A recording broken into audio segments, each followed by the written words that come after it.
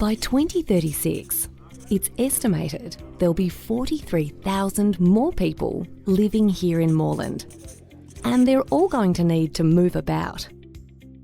To walk, cycle, drive, bus, tram, train, use shared vehicles, and whatever technology emerges next.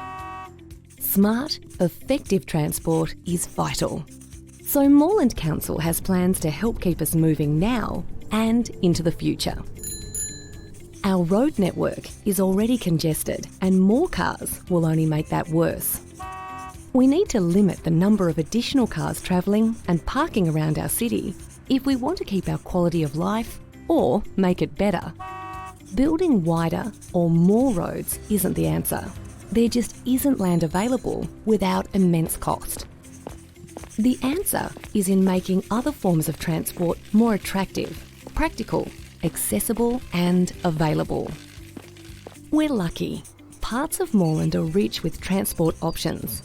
In these areas, there are more opportunities to change the way we move around, and we're working to create even more transport options for everyone throughout Moreland. We're going to give more space to pedestrians and cyclists and work with the state government to improve public transport. We want residents who move into new housing that's close to public transport and shopping areas to bring fewer cars with them. We're encouraging this by allowing fewer spaces within these new buildings and continuing to limit access to on-street parking permits for these new residences. This will only happen in activity centres and not in other parts of the city. Parking restrictions already exist in many parts of the city, and we're going to extend these to better manage parking in and around our business and shopping areas. We don't want the sought-after parking in these areas taken up all day by just one car. We want to ensure the spaces can be used by multiple people visiting our shops, doing business, using our facilities, and spending time in cafes and restaurants. Of course, for some people and situations, car travel is a necessity. We're not stopping that. We're encouraging viable alternatives, because small changes can lead to big differences. That change starts with us.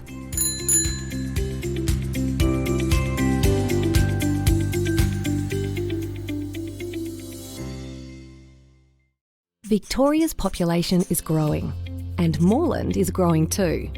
It's estimated that the Melbourne area will grow from 5 to 8 million people in the next few decades. They need to live somewhere. Some will choose to live here in Moreland. It's a great place to live. Moreland Council knows the challenges and opportunities that this increase in population brings. With 43,000 more people living here by 2036, there are important things to consider, plan for and act on. Things like housing, transport, our open spaces and managing the impacts of construction activity. 43,000 new people, or around 18,000 new households, means taller buildings or more buildings on existing blocks. This is not what many of us are used to, but lifestyles are changing and we need to adapt. We want to encourage these taller buildings to be located near public transport routes and where daily needs like shopping and community services are just a walk away. This way, more people won't mean lots more traffic and congestion. More flexible use of our industrial land can help too. Some land can change to accommodate new work and local jobs, and some can provide housing for more people. We're also looking at ways that some housing can remain more affordable. Council is actively buying property to improve and purchase new parks and open spaces for all residents to enjoy. This is about thoughtful planning for a great future. Members of the gallery and to our viewers live streaming tonight's meeting. My name is Councillor Natalie Aboud and I'm the Mayor of the Moreland City Council. So tonight I'm the chairperson for the Council meeting for planning and related matters, and it is my pleasure to welcome you to tonight's meeting. Our meeting is being held on the traditional country of the Wurundjeri people, and I acknowledge them as the traditional owners. I would like to pay my respects to their elders past, present and emerging. And I'd also like to pay my respects to elders from other communities who may be here with us today. I acknowledge that currently many Aboriginal and Torres Strait Islander people call Moreland home, I also acknowledge that the Aboriginal and Torres Strait Islander ceded sovereignty of their lands and have continuously cared for their country for over 60,000 years as the world's oldest living culture. Members of the gallery, please note this planning and related matters meeting is being recorded and web streamed live to Council's website and Facebook. This recording will also be available as video on demand. Gallery attendees are advised that they will be recorded during the meeting. Councillors, just as a reminder that in line with the adopted councillor conduct principles as outlined in the Councillor Code of Conduct, councillors should ensure that they conduct themselves in the meeting with integrity, impartially exercise their responsibilities in the interest of the local community, and not improperly seek to confer or advantage any person. This behaviour will support the principles for leadership and good governance that secures public confidence in the office of councillor. Members of the gallery, in the event of an emergency or disruption, we may be required to take action to ensure the safety of attendees.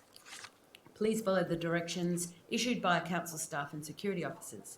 Thank you for your understanding and cooperation. I'd like to introduce the other councillors in attendance tonight. Councillor Sue Bolton. Councillor Jess Dorney. To my right, Councillor Mark Riley, the Deputy Mayor. Evening. Councillor Alia Farnley. Evening. Councillor John Kavanagh. Good evening. Councillor Dale Martin. Aye. And Councillor Oscar Yildiz.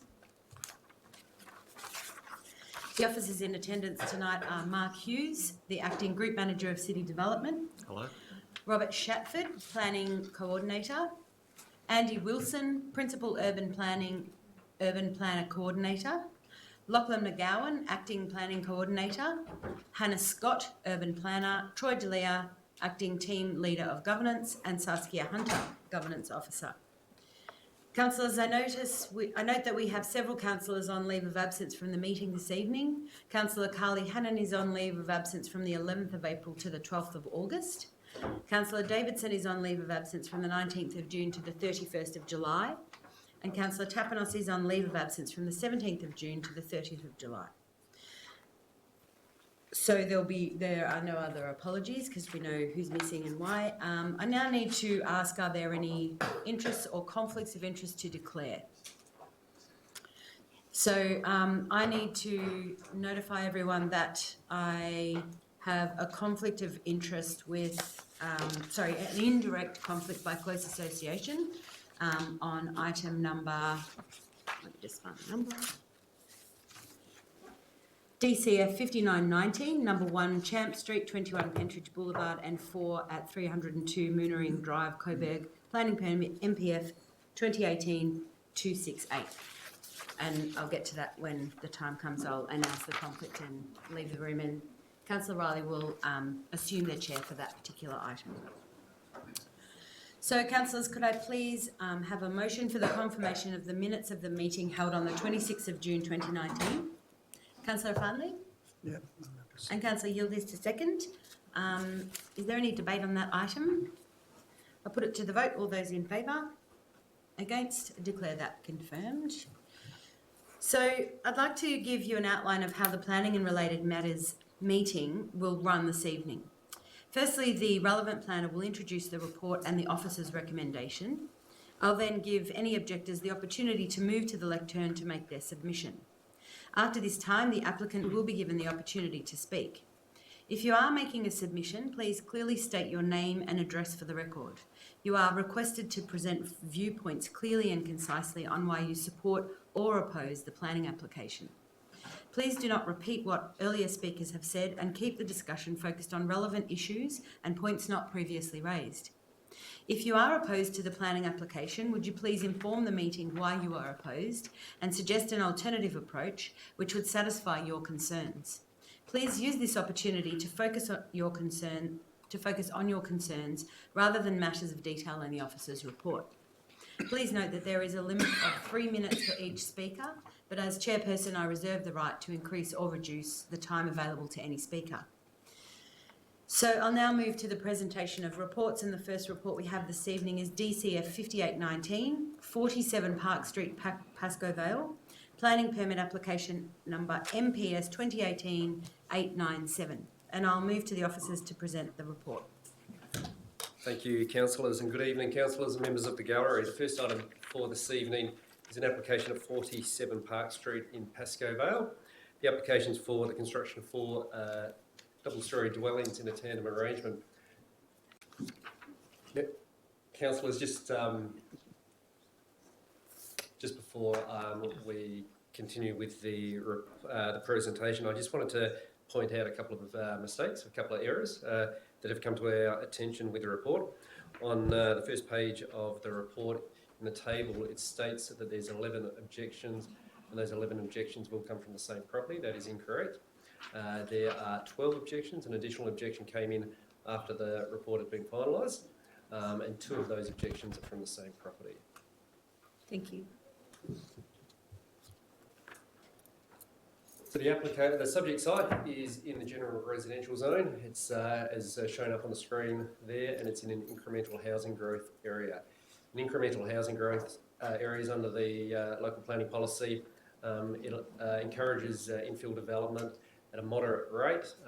In this case, 4 dwellings are proposed, and within the scope of the planning scheme, 4 dwellings are considered incremental housing growth.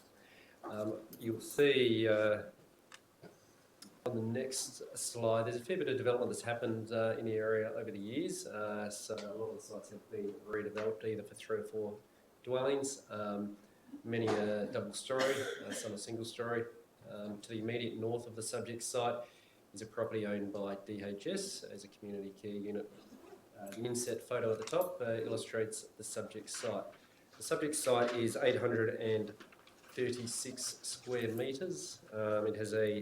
It's relatively flat. The site previously had vegetation, some mature trees in the backyard. Those trees were removed prior to the application being lodged, so back in November last year. The commentary on that is covered in page 14 of the agenda. Taking you through the photo of the subject site. So that's the site as it is at the moment. It contains a single-storey weatherboard dwelling with a tiled roof. Going to the next slide, 45 Park Street in the top left-hand corner is to the south of the subject site. 49 Park Street in the right-hand top corner is the north. That's the DHS property.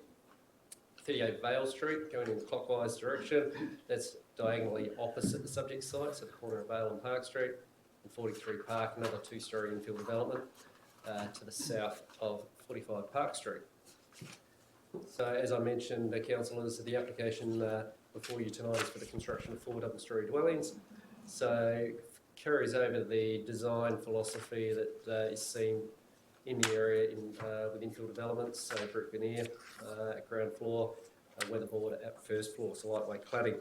There's a mix of dwellings in terms of sizes, so we have 1 4-bedroom dwelling at the front of the site, in the centre of the site 2 2-bedroom, and at the back of the site we have 1 3-bedroom dwelling. So looking at the site layout there, the driveway is sleeved along the southern side of the property. Each dwelling has more than adequate secluded private open space as required by the planning scheme. So that ranges in space between 33 and 50 square metres.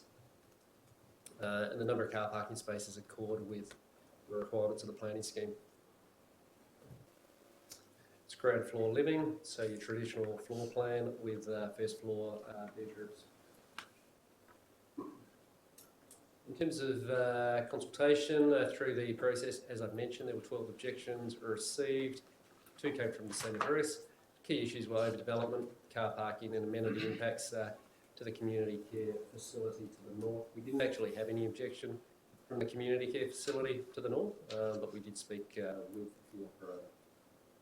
There was a consultation meeting held on the 2nd of July and the neighbour to the west attended and it was quite a constructive conversation.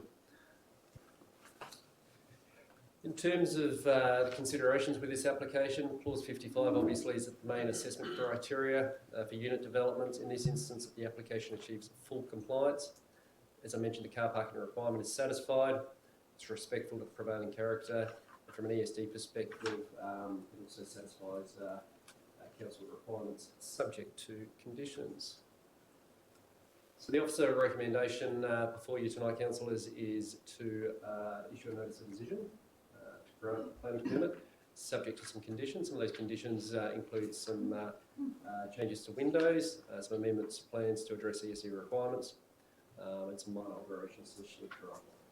Thank you. Thank you. So I'll now ask if there are any objectors who would like to speak to the application, and you're more than welcome, if there are any objectors, to just come forward to the lectern. Come forward. Thank you.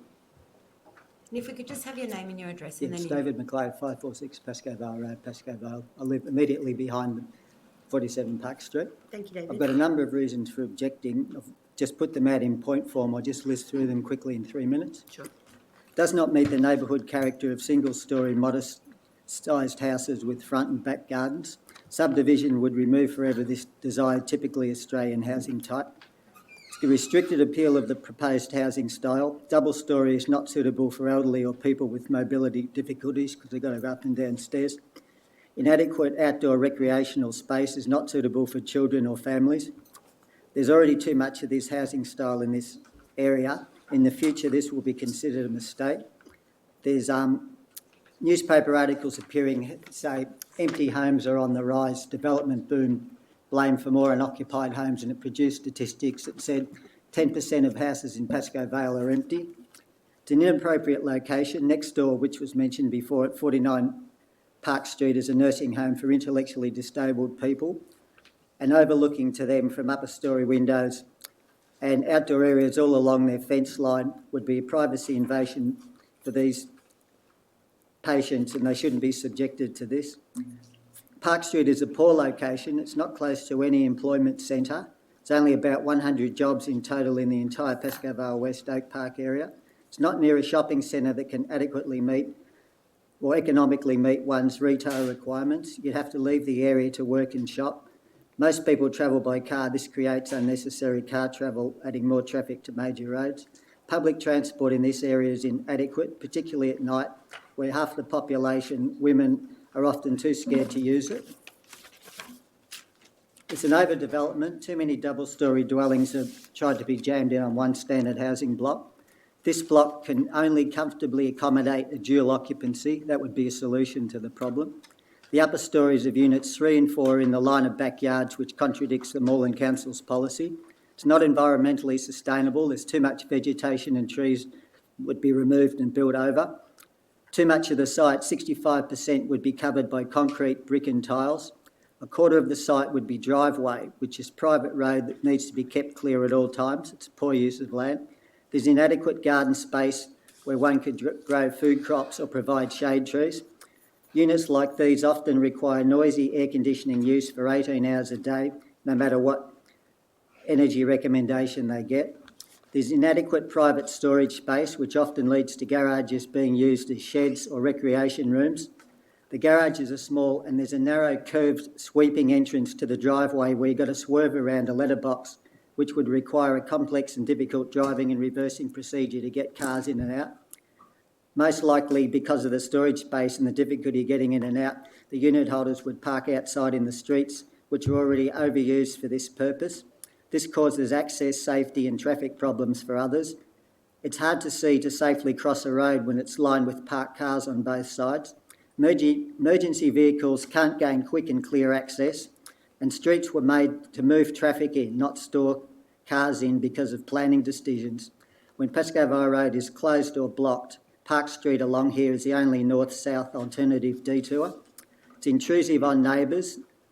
The proposed unit's small outdoor areas are all on fence lines from which nuisance noise gets into the next door house all the time. Upper storey windows overlook surrounding properties, and it can even see into other people's windows. Their privacy is lost. This seems to be a common problem. I've got about 3 more points to make. Go on then. There's security problems in that the outdoor areas of units 2 and 3 have no outside emergency exit to the street in case of a fire. There's demolition and construction nuisance. Footpaths and nature strips are often destroyed and left unrepaired for 2 years, and the proposal meets only minimum inadequate standards. Neighbours' quality of life would be degraded by this, and there's a VCAT precedent where a similar type of size block in Strathmore was rejected by the Moonee Valley Council where they wanted to put 4 double-storey flats on, and this was confirmed by the VCA too, which said fewer dwellings would be more appropriate, developers were getting away with providing the minimum, and just because it could be allowed doesn't mean it should be. I think that 47 Park Street proposal is an overdevelopment with too many small flats, which will lead to problems for others and should be rejected. It was very hard to stop you, and I thank you for your preparation and your presentation. Thanks, David. Great. Are there any other gallery attendees that would like to speak to this application? No? Okay, so can I please hear from the applicant? There is a representative. Thank you. Thank you, Mayor, councillors, officers. My name is Andrew Graham, a planning consultant acting for the permit applicant. Thanks, Andrew. I'd support what Mr Shatford said in his initial opening statements about the site context, the zoning, incremental change area and the neighbourhood character. So I won't repeat some of the matters that he's addressed. What I'd prefer to do, given the submissions you've heard from the next door neighbour, is just to address some of the matters that were raised in his objections to you tonight. So certainly we submit that in terms of neighbourhood character, this is an area that has undergone significant change. It's an area of incremental change.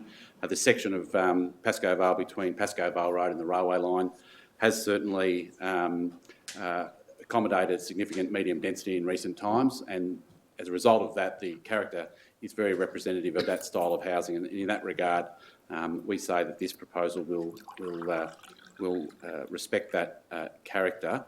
We would say, however, that the way the design is providing only one crossover to the site, which allows for a traditional layout of the dwelling with a one-side driveway and good opportunities for open space in the front setback, which is in accordance with Council's crossover policy.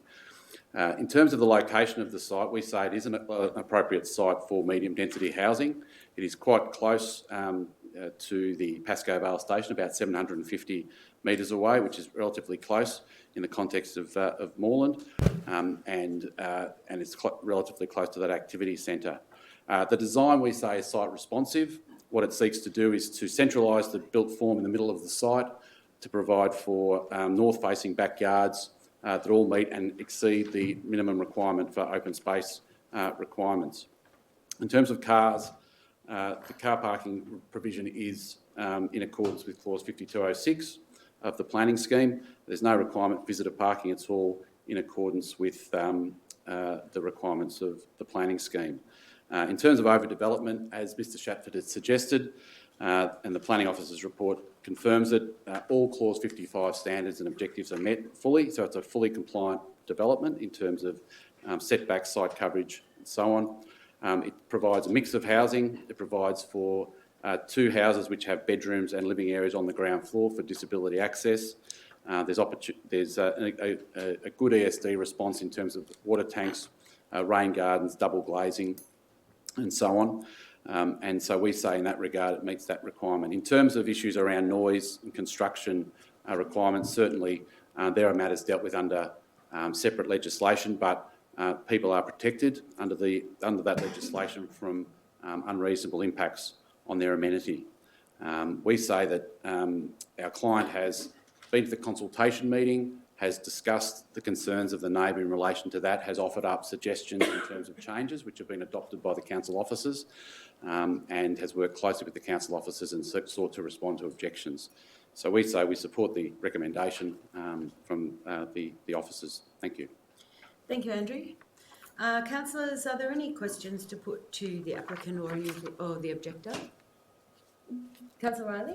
Thank you. Just wondering whether is there any expectation or any plans from the owners and the builders to install any photovoltaics, for example? I know it's not required, but do you know if there's any prospect of that? Otherwise, I'm very sort of interested in the ESD values you get there. I think they're rather good, but I was just wondering about the...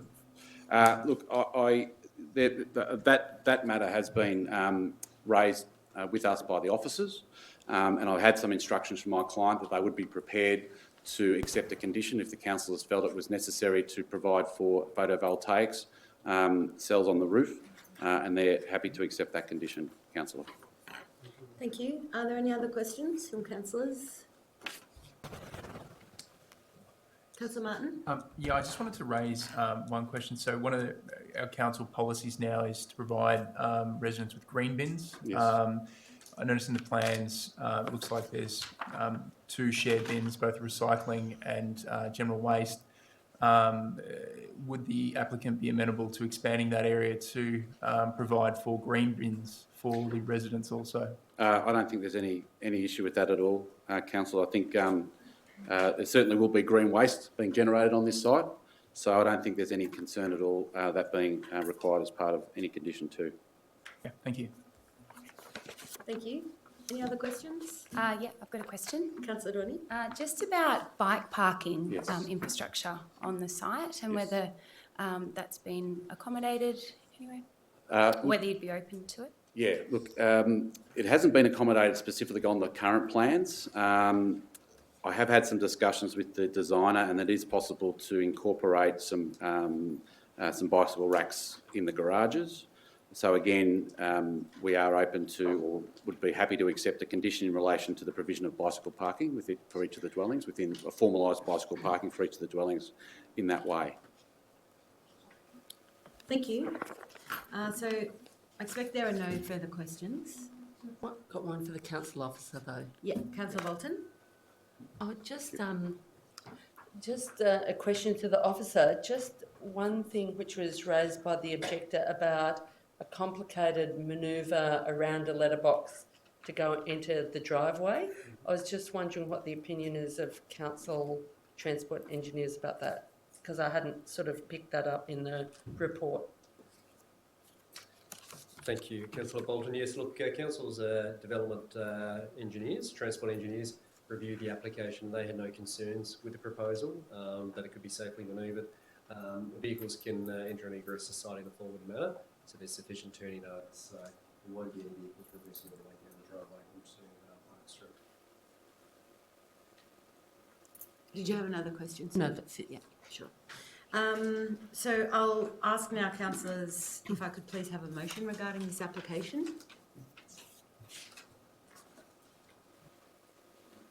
Move the officer recommendation. Thank you, Councillor Kavanagh. And do I have a seconder? Councillor Farnley? Councillor Kavanagh, would you like to speak? Just briefly. Look, first of all, I thank the resident for coming along and putting the case. Look, this is in a general residential zone, and I think the key to this application is page 13 of the report, that first of all, there's a number of conditions that are placed on the report. It's not just simple approval, but there's a number of things that need to be conditioned, which are on the in the council officer's report. But the key point is page 13, where it says, subject to these conditions, the development demonstrates full compliance with the standards and objectives of clause 55. Now, to me, that is the absolute key. We often get applications where they might fulfil some of the objectives or some of the standards, but there's some that are lacking. In this case, although one may not particularly like this application as such, the truth is that it fulfills every single condition of clause 55 once these conditions are taken into place. It is a large block, and I do accept that Park Street has had its share of the unit development in the last 10 years. I accept that, but there is not a there's not a saturation clause in the planning scheme. We have tried on a number of occasions to get that. There is no such thing as a saturation clause. So every application has to be dealt on its own merits. This is an 836 square metre development, and it is asking for 4 townhouses, and yes, they are quite substantial. But if you look again at the site coverage is actually only 45%, and the permeability 37%. Secluded open space was mentioned. The standard is 25 square metres of secluded private open space. The 4 of them range from 33 metres to 49.6 metres. So on every objective and on every standard, it does fulfil it, and so I'll be supporting the application. Thank you, Councillor Kavanagh. Councillor Farnley?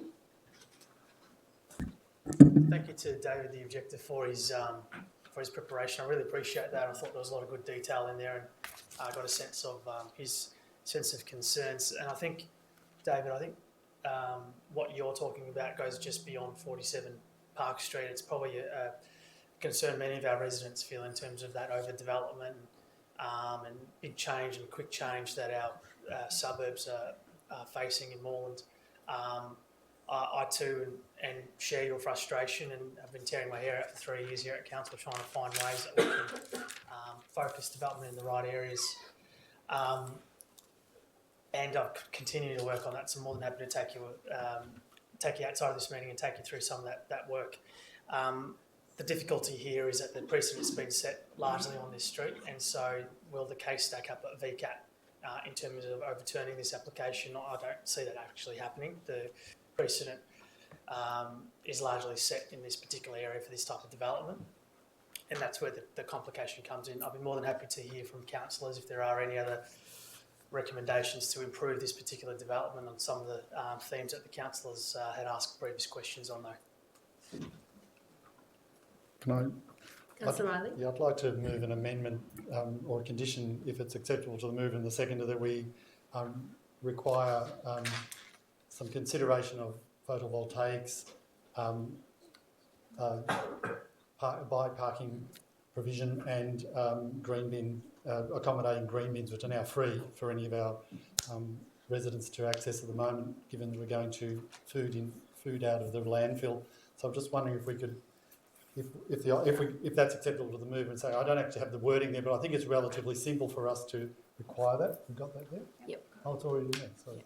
It's all good. Yeah. That would help. Yeah, I think there are some. Want me to read that? Yep, sure. Thank you. So at point 1, number 8, we add photovoltaic solar panels on the roof of each dwelling. J, point 1J, at least one secure bicycle space for each dwelling.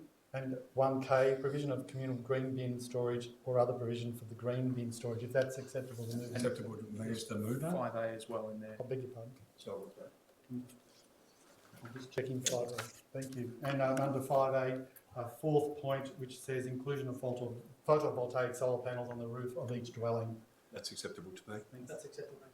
If that's acceptable, can I just speak to that briefly? Please do. Yeah, I really appreciate, I wish we had submissions tonight to the degree that we had earlier. That was terrific, even if it went over time. It was a great critique. But I do think, in line with Councillors Kavanagh and Farnley, that following the meeting with the developers, there were quite a few changes that were made, which accommodated some of the issues around overlooking, the direction of windows and en-suites and things, and privacy and so on. I think some of those things have been met. I think it is relatively good location to the station, and my house is a bit further than that, but I think it's a reasonable walk to the station. There's also good permeability on the site, and they're going to be planting more trees than we would require of them. And in terms of the environmental sustainable design, I was very enamoured of that, but I'm really pleased that the owner and the designer are happy to accommodate the additional amendments this evening, because it's already at a 7-star average NABERS rating, and with these extra provisions it's actually going to be better. So I don't think it'll be burning lots of energy during the summer to keep it cool, because it's actually going to be very have good thermal insulation, thermal efficiency. So based on that, I'm more than happy to support this. It's not a beautiful design by any means, but it's acceptable, and as Councillor Kavanagh said, it meets most of the objectives. Thank you, Councillor Riley. Are there any councillors that would like to speak against this particular application? Are there any other councillors that would like to speak in support of this application or the amendment? So I'll put that to the vote. All those in favour? Against? I declare that carried. So I'll now ask the officers to outline the next steps.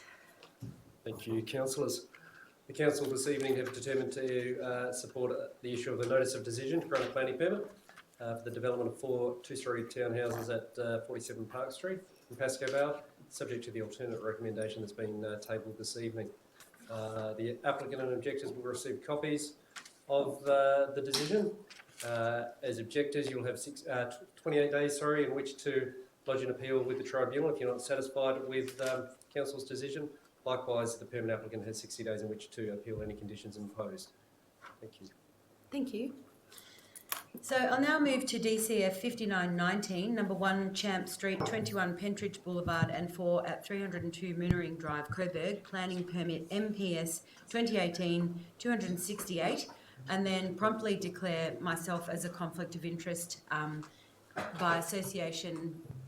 My husband has spoken to the developers of this site a couple of years ago and then more recently again. So I think the best thing for me to do is leave the room and leave the other councillors to it, and I'll be back later. Thank you, Councillor Riley. Oh, that's...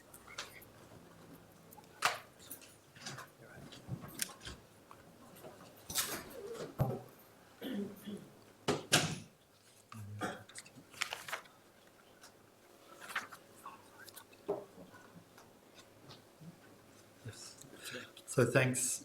We're now going to move to the officer's report, and I'll ask the officer to present the report. Thank you.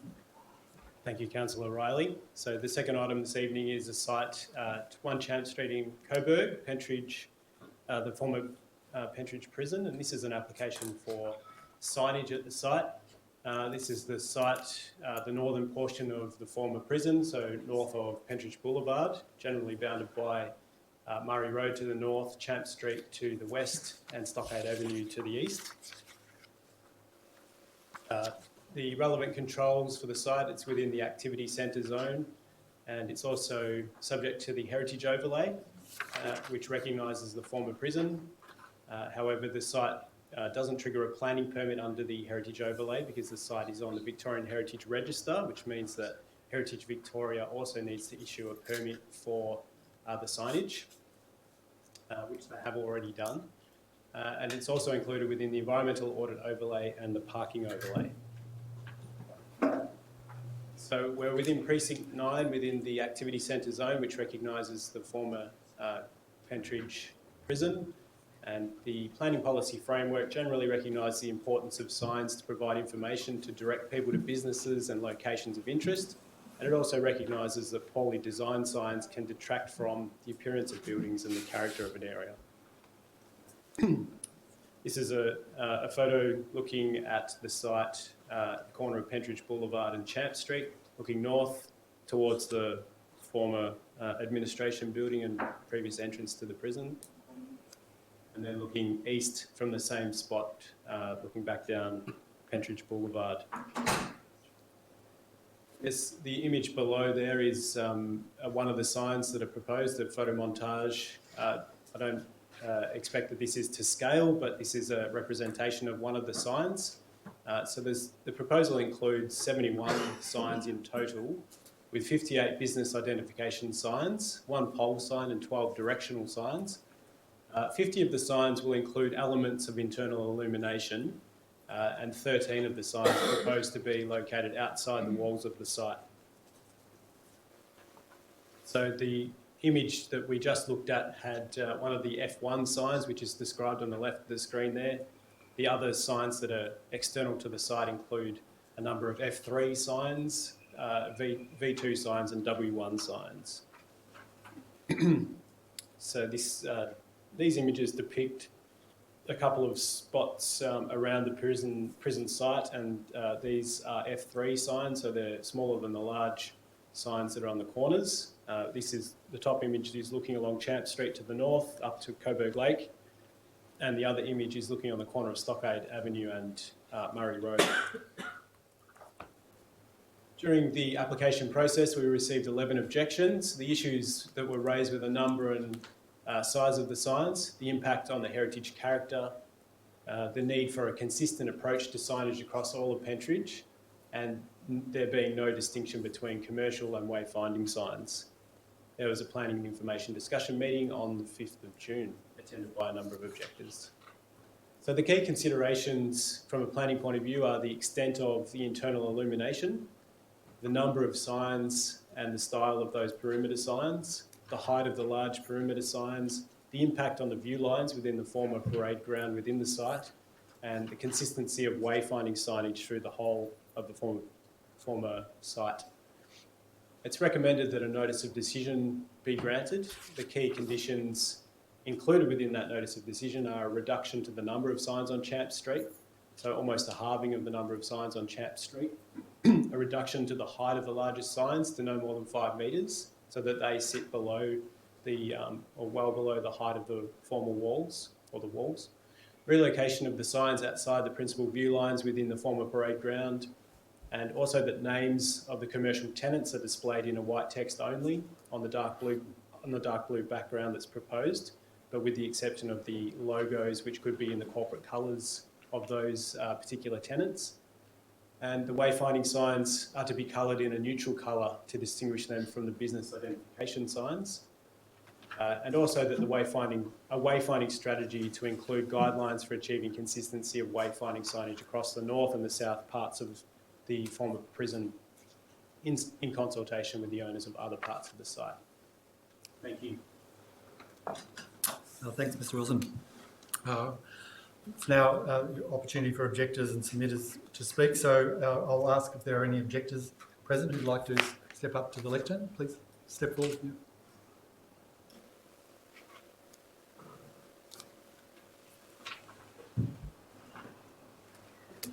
Hello, I'm Julie Hartney I live in Stockade Avenue in Coburg. And I've had some correspondence with Councillor Riley and also Mark Hughes, the Acting Unit Manager for Urban Planning.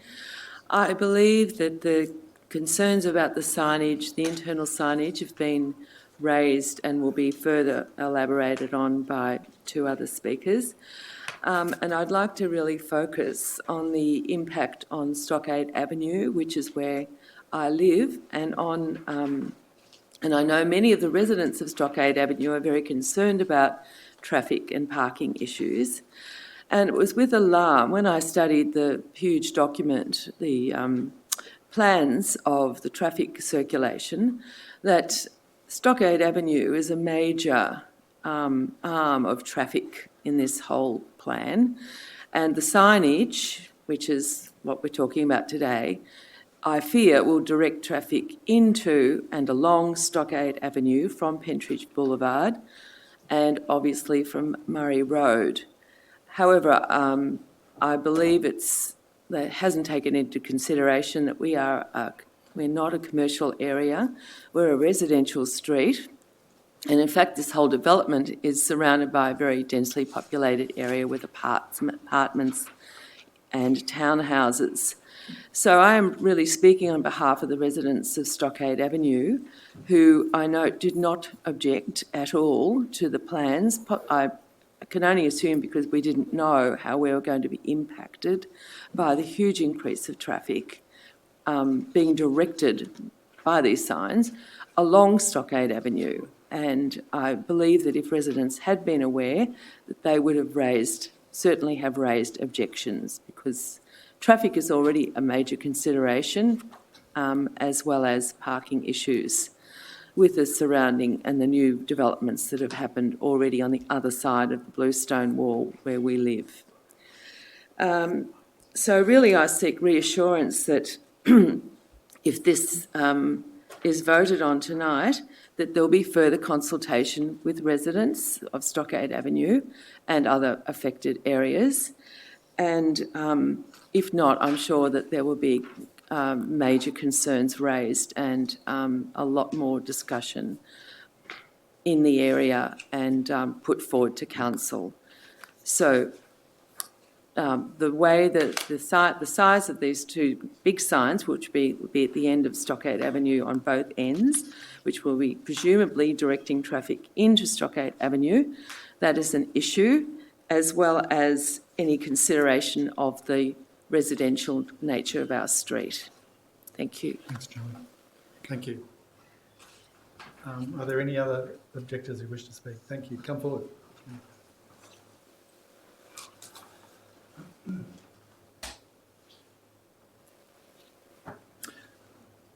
Councillors, good evening. My name's Jeff Knight. I'm a resident of number 1 Gaffney Street, which is on the corner of Gaffney and Champ Street. It's a pretty prominent residence, and Actually, my mother and father built it many years ago and sort of received a few compliments. And so I'm carrying the message from my mother, who's been a lifelong resident of the city. And her last words to me before I left was, "That'll be a shame, it'll spoil it." I'm going to confine my objection here to you, because of the brevity of time, to the site nearest to where my mother and I live, which is on the corner of Champ Street and Murray Road. And so, firstly, I say the heritage value of this site is enormous. And when you think about it, in Australia or the Southern Hemisphere, there could only be a few other, perhaps only a handful of places of such significance. And those places enjoy World Heritage, status, which I put to you. You tell me the difference between the quality of the heritage of Pentridge and Port Arthur in Tasmania, or Fremantle Prison in Western Australia. And so I submit to you councillors, as being the responsible authority, it's for you to conserve that value and to ensure there's no degradation of it. And I say, regrettably, to date there has been, through the cutting of the wall. I confine my comments to Champ Street, that premium wall and features. And I'm addressing the feature tower at the corner of Murray Road and Champ Street, as I said to you. Right, so I go through these things very quickly, and I'll distribute to you after. I should have beforehand, but never mind. I say the size and the dimensions of the materials are inappropriate. They're in conflict. You've got the colour grey, a predominant colour of grey of the wall, and this, you've got a hot pink.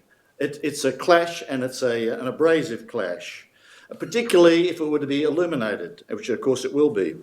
But further, the responsibility of the council is to ensure a safety of the residents, and I put it to you that this corner is a dangerous corner because cars come up Murray Road blindside to turn into Champ Street, and they do so at pretty high speed. And of course, as you may or may not be aware, there's a bus stop there at that point too. So the signage proposed would form an obstruction, a visual obstruction to any vehicle doing a left turn into Champ Street. And one can only imagine, as the lady previous to me spoke, the high volume of traffic presently, let alone once this project commences, would be a lot higher. And I think that we all agree that public transport is to be given patrons priority as to safety, and that would be prejudiced by this signage where it's proposed and the dimensions of it right now. Thank you, sir. I'll take your point. But it being a heritage overlay, it's also referred to, the animals which are endangered and protected would be prejudiced by the illumination, particularly. And I shall conclude with that, and thanks for your attention. Thank you. Thank you, Jeff. Are there any other objectors who wish to speak? Thank you, Mr. Dolby, otherwise known as Nick. Nick Dolby, Holbrook Crescent, West Brunswick. Pentridge, it's not that hard to miss. It has large bluestone walls, and it's existed there for, well over 100 years. Why do we need large signs on the outside of it to tell people that it's Pentridge when it already has large signs on the outside of it telling us that it's Pentridge? I object to any signs on the outside of the bluestone walls, particularly on Champ Street. Thank you, Nick. Are there any other objectors who wish to speak? Yes. Thank you. Please come forward.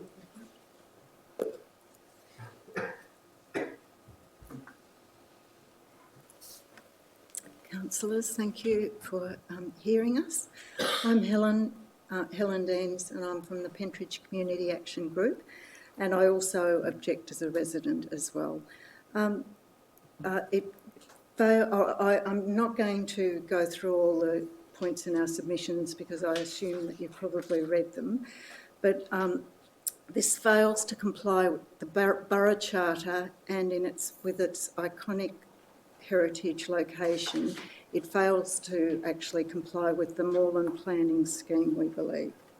And this was sort of fairly clearly outlined in the submissions from Marilyn, Michael Hamill-Green, who gives his apologies. He would really like to be here, but he's overseas and can't be, and from the PCAG submission. We're particularly concerned with the sheer number of signs for starters, but it's particularly the signage on the outside that is really distressing. It's even if it's reduced to the 5 metres, it's still comparable to the height of the wall. It also puts the huge white section in contrast to the grey of the dark grey of the bluestone wall, and effectively it makes it look like a convenience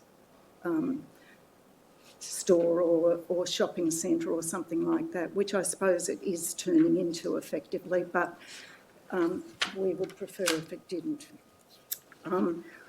We don't think that sort of signage is so important in these days, especially with the move now towards most people are getting their directions via GPS verbally. You can actually, and you don't need visual distractions when you're driving, etc. And you particularly don't need those sorts of visual distractions when you're trying to photograph the walls of this extraordinary building that we really should be taking advantage of as a tourist attraction. So I think that's probably, apart from everything that was in our submissions. Thank you. Thanks, Helen. Thank you very much. Are there any other objectors who wish to speak? Thank you. Please come forward.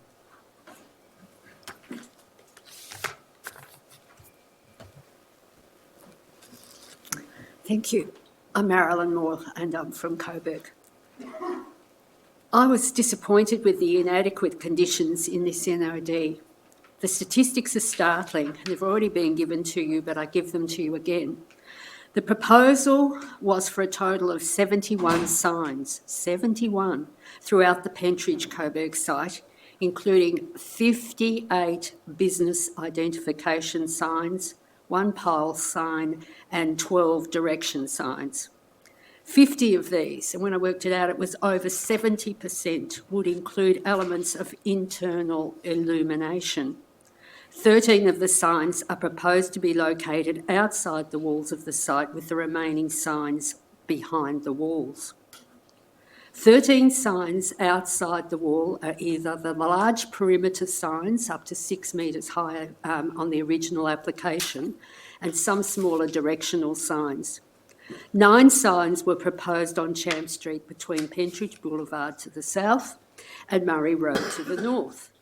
These included the 2 large F1 perimeter signs up to 6 metres high and 2 metres wide at each end, 6 F3 signs which were up to 3.5 metres directing traffic to parking spaces on each side of the 3 entry points, and 1 W1 sign which would display a map and directions. The report includes the following conclusion: the number of signs proposed is excessive and will result in visual clutter on Champ Street and an inappropriate response to the residential land opposite. It is considered that the signs along Champ Street can be rationalised. To achieve an appropriate outcome, the number of F3 directional signs should be reduced to 1 for each vehicle entry point on Champ Street. So what does this mean? There will only be a reduction of 4 signs, all directional signs. And so the application is still for 67 signs applied, and there will still be 5 signs on Champ Street. Much made of it's nearly halved, but unfortunately those 5 signs will not respect the heritage and residential character of Champ Street. So first we had the Swiss cheese Pentridge wall cuts of a primary heritage significance feature, the wall, and the guard houses. And now more of it is to be obstructed by high signs which will still be illuminated. There is no significant decrease in the number of illuminated signs, though the applicant's own heritage expert admitted they are not ordinarily encouraged in heritage environments.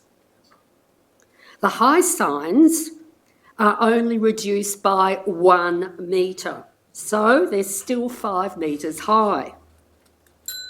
It is argued that perimeter signage provides external identification of the site with the branding Pentridge established 1851 and the Pentridge marketing logo. These signs will also include coloured marketing logos of 5 major tenancies. Residents do not believe coloured logos are sympathetic to the primary heritage significance of the Pentridge bluestone walls. We do not agree with coloured logos on the signs. There is no condition restricting the time of illumination of the perimeter Champ Street signs at night or acknowledgement on the signs that the site is of state heritage significance. Marilyn, sorry, just checking, I've given you a little bit of extra time. I've got 2 sentences. Thank you. Thank you. It is good that some conditions are aimed at relocating signs out of the view of the parade ground and preventing obstructions to heritage building facades. However, overall, the conditions imposed are inadequate, and so I argue it should be refused. Thank you. Thank you very much. Are there any other objectors who wish to speak? Could I just add one other little point, please? I missed a very short speech. Is it a question, Helen, or what? No, it was just one thing I forgot to add. It was about the heritage nature of signage for heritage areas. I think we've already heard from everybody, and I think that point's been made, hasn't it? Anyway, I think you've spoken, sure. So yeah. I think I've heard to that effect anyway, so I think we'll move on.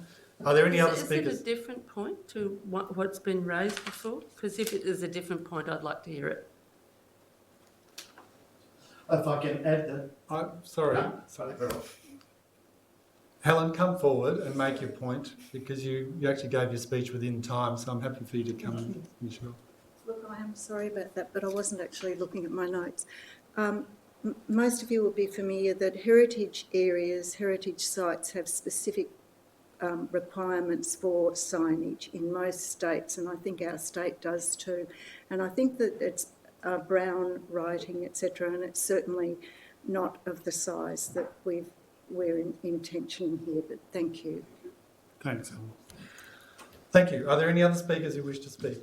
There being no other speakers, is there a proponent or a representative of the applicant who'd like to speak? Thank you. Please come forward.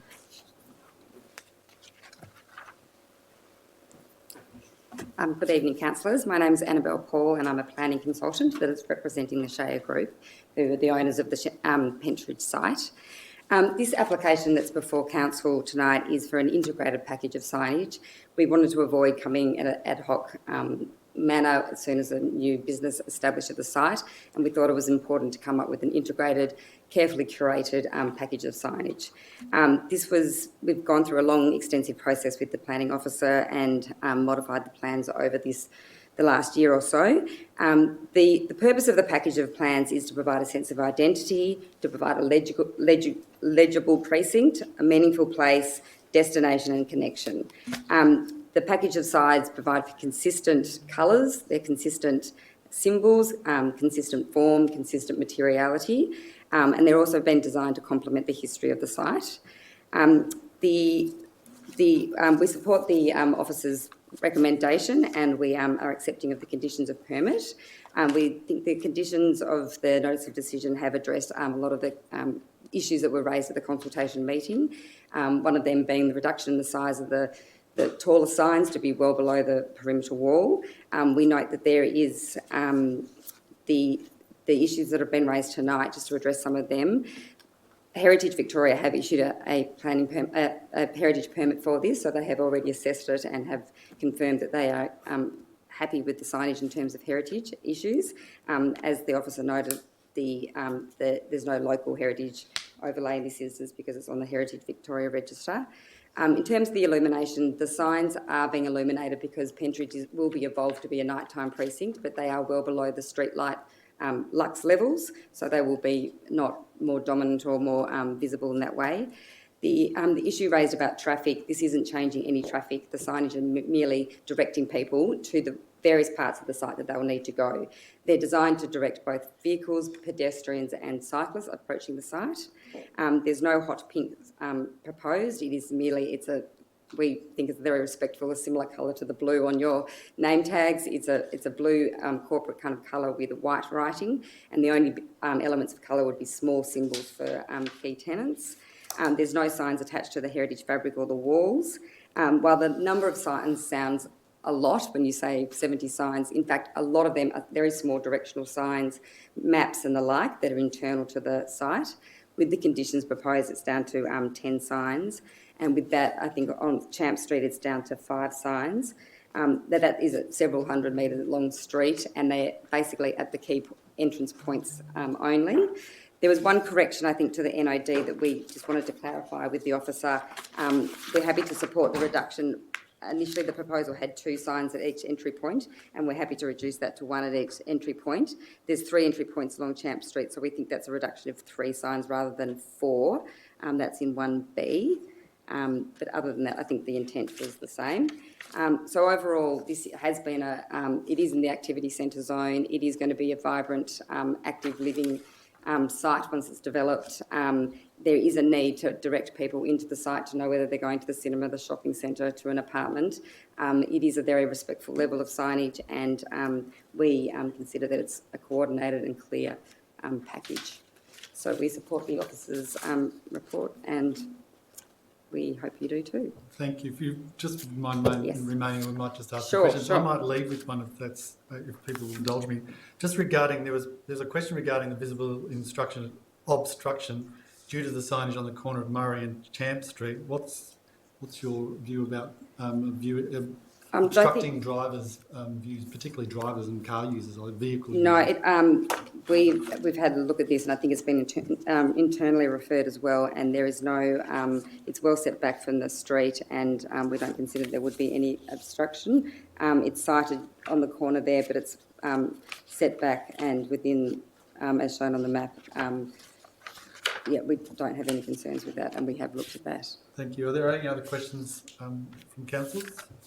Yes, Councillor Martin. I just had a question on some of your wayfinding signage through the site. I noticed on the designs I couldn't see any references to the Australian standards for braille and tactile signage. Would you be amenable to adding in some braille signage in there, just to the Australian standard for the wayfinding signs? I haven't directly discussed that with my client, but I'm sure they would be amenable to that. Okay, thank you. Other questions? Councillor Dorney? Yeah, mine's in relation to wayfinding as well. You have public bike parking on the site. Yes. Is that reflected in the signage? Yes, so the signage is designed, and it's this big, I'm not sure whether you've seen this, but it's been a big package of plans, and it's really been designed to address cyclists as well as pedestrians as well as cars. So it's certainly not just for cars. There's the locations of signs about where their heights are and so forth have been designed to address pedestrians and cyclists, not only people sitting in cars. Yeah. There's certainly directions. Is there images for bikes and directing to bike parking specifically? I'm not sure. There's some small maps that show, so there's some mapping things and have symbols for various things. I'm not sure if there's a particular bike parking would you one, be but we open could to working that for sure. up? Yes, we would be very open. And to the other question is just around currently the gendered toilet signs. Yes. And that's actually not inclusive practice in terms of people that don't fit into that binary. Yes. And whether you'd be open to, firstly, what your position is around inclusive best practice and accessibility within the site, and would you be able to reflect gender neutral toilet signs sure. to indicate gender neutral toilets within the site itself? Yes, Shea has indicated they would be happy to accept that for sure. Okay. Thank you, Annie. Other questions for the developer officer? There being no other questions. I've got a question for yes. the officer, not the applicant. So thank you. Thank you. Annabelle. Councillor. Just a question for the officers. One of the residents asked about any further public consultation, particularly with signage that might be directing traffic through Stockade Avenue, because I'm not exactly sure about all of the information that will be on the signs on either ends of Stockade Avenue. I would be concerned if any of those signs sort of direct that this is a shortcut through to Murray Road, because it's such a narrow street and such a densely built up area, and there are problems already of emergency vehicle access. So I would be worried about if there's any signage indicating that this is a shortcut through, you know, between Pentridge Boulevard and Murray Road. The resident asked a direct question about consultation around that. Thank you. Thank you, Councillor Bolton. I can confirm that the consultation meeting didn't include any discussion about vehicles travelling along Stockade Avenue specifically. But I can confirm that the signage doesn't direct vehicles to Murray Road, it directs vehicles to parking locations on the site itself. So I don't expect that there would be an undue number of vehicles travelling along Stockade Avenue as a result of the signs, other than for vehicles attempting to access parking locations on the site itself. Thanks. Are there any other questions from councillors? If there are none, could I please have a motion? I've got a motion, or maybe it might be better. Thanks, Councillor Dorney. Yep, I'd like to move the officer recommendations with a few slight additional points. So the first is in relation to bike parking.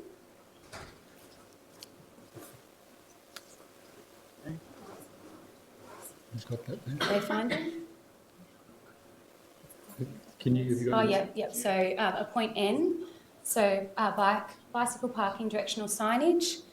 And the other one was just on the question around gender neutral toilets. So a point. I think we're doing that. Oh, what would my words be? So we're looking at the signage being gender neutral. So when I say that, just basically a toilet sign. So not female nor male, but just a toilet. But then also being able to recognise toilets for ambulant people, but then people of all physical abilities as well. Say something along the lines that toilet signage reflect our. Maybe we shouldn't. Yes, thank you. We actually launched our policy on gender inclusion last night. Gender neutral public toilet. So the toilet sign's altered to be gender neutral. Yes, yep. Recognising that there may be a bit of work on the toilets before inside you speak. as well. Yeah. If we can, are there any other? Is that the amendment? There was also Dale's suggestion. We get a. And Dale. And the wayfinding. Yes, for the. So it would be And a third amendment, which would say that the wayfinding signs include braille and other accessible. We've got some wording. Oh, have you? Sorry. Yeah. I don't have that in front of me. I'll get you. I beg your pardon. Thank you. I can. Under N. So adding a point N, all wayfinding signage to include braille and tactile information that satisfies the disability, bracket, access to premises, buildings, close bracket, standards, and AS 1428.1. Is that acceptable to the mover?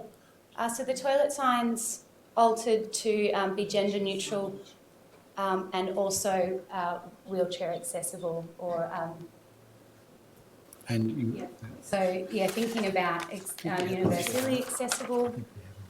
I think that's already included. Is it? Yeah. Accessibility. I don't think we need to.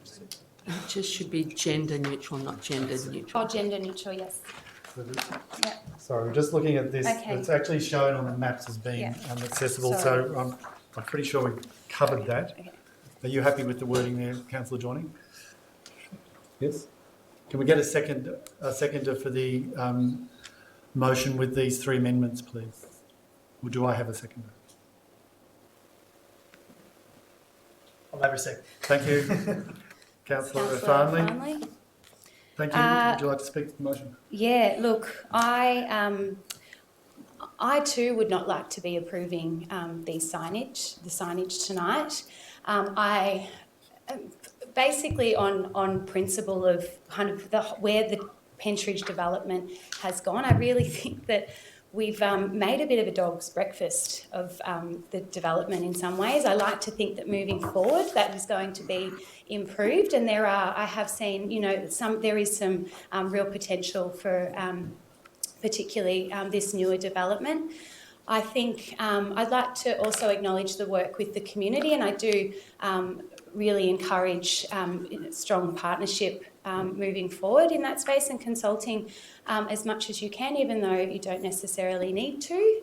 And I'd also like to acknowledge the great work on the Pentridge Garden, the work with the community in establishing that Pentridge Garden site. I know that's not in perpetuity, that space, but that is a really valued asset in what is a concrete, very, an area of a lot of concrete, and not necessarily as much livability. I think that the Heritage Victoria, the essence is that Heritage Victoria have approved this permit. So it's hard for us if it's sent to VCAT. If we don't approve it, then it's going to be approved, and that costs money as well. So I think that we're able to, although in the scheme of things right now, in terms of the objectives tonight, our conditions may seem a bit unrelevant, but I don't think that they are. It's actually addressing some inclusive factors and really creating a space that is as accessible and inclusive moving forward. And I think that, we're addressing those in the additional conditions, as well as the other officers' recommendations around removing some of the signage and the work that's been done to bring it in line with our signage policies. So it's with hesitation that I move a motion to support, but I'd like to do so. Thank you, Councillor Dorney. Councillor Farnley, would you like to speak? Thank you to all the objectors in the forthcoming Julie, Jeff, Paladin, Marilyn. I really appreciate your contribution. The question I have to ask myself as a councillor is, have the council officers taken into consideration a lot of those objections and made amendments to this permit application? And I'm quite comfortable, given that there's additional recommendations from the officer to amend the permit application 1A, 1B, 1C, 1D, 1E, 1F, 1G, 1H, 1I, 1J, 1K, 1L, 1M. On top of that, NOP and 2456. All of those go to addressing issues such as height of signage, number of signage, reducing the volume of signage, and I take into account all those amendments that the officers have worked through to put into this permit application, and I'm satisfied that overall it is acceptable to me, given the risk of this going to VCAT and opening up a can of worms potentially on the developer being able to get away with taller signage or more signage or differently located signage that this application actually addresses. Thank you, Councillor Farnley. Are there any councillors who wish to speak against the motion? Thank you, Councillor Bolton. Yes, I'd like to speak against and foreshadow an alternative motion, which would be a refusal. And that is based on the fact that this signage goes against the Moreland planning scheme as regards to advertising or signage in heritage areas, in particular the illuminated signage, but also to ensure that signs in heritage areas, I'm reading reading from the document, do not visually dominate, interrupt views to significant features or detract from heritage significance. Another section, encourage advertising signs to adopt traditional locations, discourage signs that detract from or obscure important features of the heritage place, discourage the use of reflective, polished or metallic finishes on heritage places, encourage signs that are proportional to the architectural features of the heritage place. There's other points as well. I think this signage that's been proposed, especially the massive number of signs, the height and size of the signage and colouring of the signage does not comply with the Moreland planning scheme. And I think on that basis, we should be rejecting this application. I do appreciate the efforts of the officers in trying to ameliorate some of the worst aspects of this, but I feel that those attempts to reduce the impact of this application with those conditions don't go anywhere near far enough, and on that basis I think we should be rejecting it. I think the fact that Pentridge, the planning on this site is a dog's breakfast doesn't mean we should make it more of a dog's breakfast by furthering that kind of process. I think we do need to call a halt for further planning decisions that further impact on the heritage. It is a state heritage site, meant to be a state heritage site, and I think we should be making decisions in keeping with that. Thank you, Councillor Bolton. Is there a speaker for the motion? Can I just ask a question of the officers? I just wanted to know, does this actually go against Moreland Council's planning scheme? Is that accurate, that comment? I just wanted to clarify. Got a copy of it here.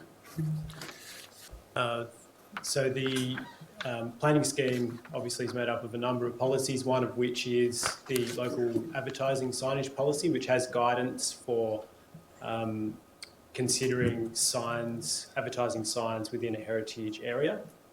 So the policies that Councillor Bolton has referred to, I believe, are from that local policy. So that is one of the relevant considerations.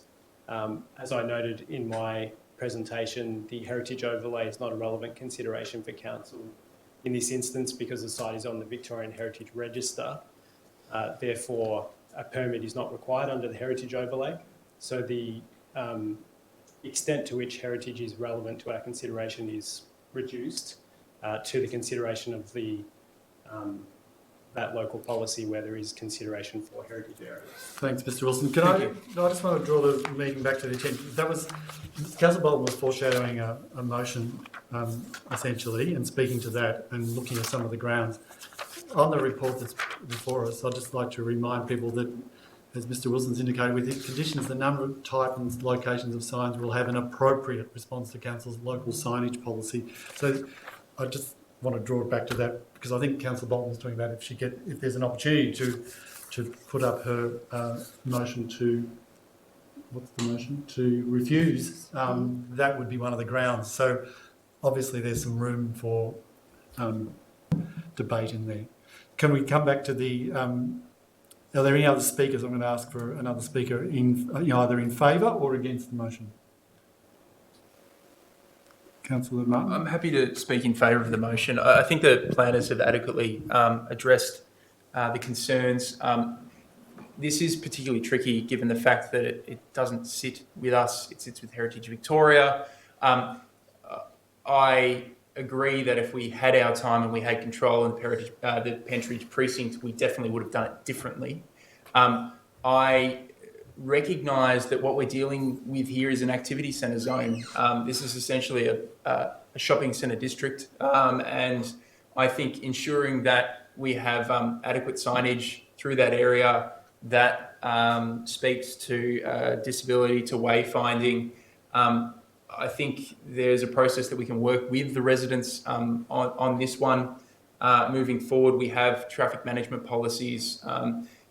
The conditions in this report do reduce the visual bulk of these, and and also recognising that this site has a long way to go.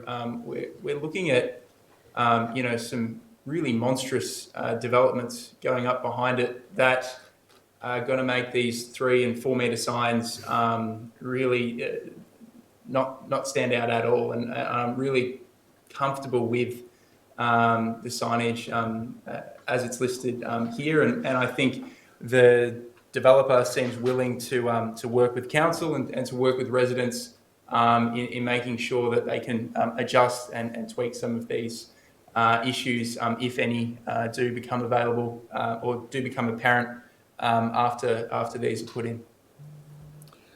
Thank you, Councillor Martin. Are there any other speakers against the motion? Anyone in favour? There are no other speakers. I'm going to put the motion.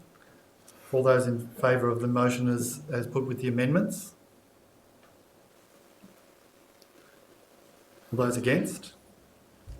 And can my vote be recorded? Yes. Or have Thank you. a, or can We'll have a division, actually? Councillors against were Kavanagh and Bolton.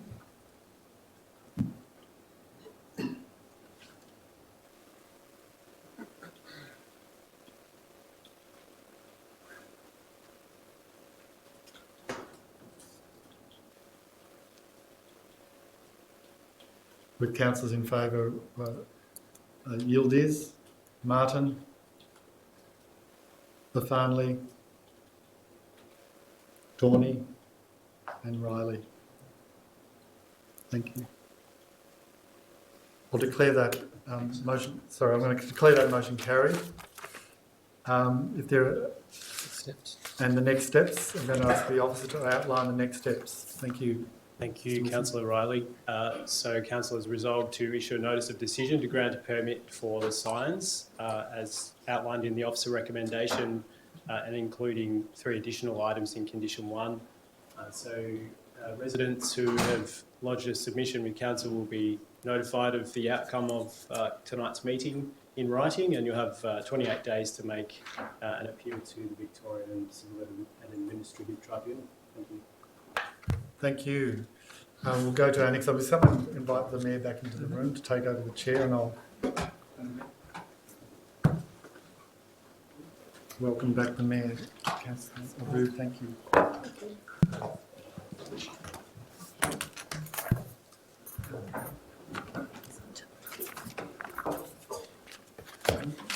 Okay.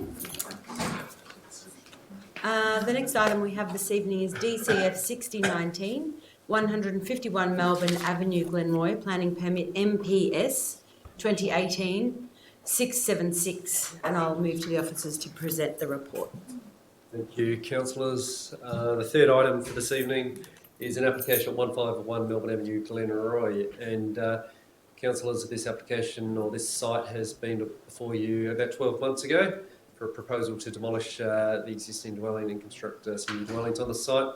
Current application before council this evening is for the relocation and restoration of the existing dwelling. The existing dwelling is heritage listed, and to split that dwelling into 2 and to construct 5 double-storey dwellings to the rear.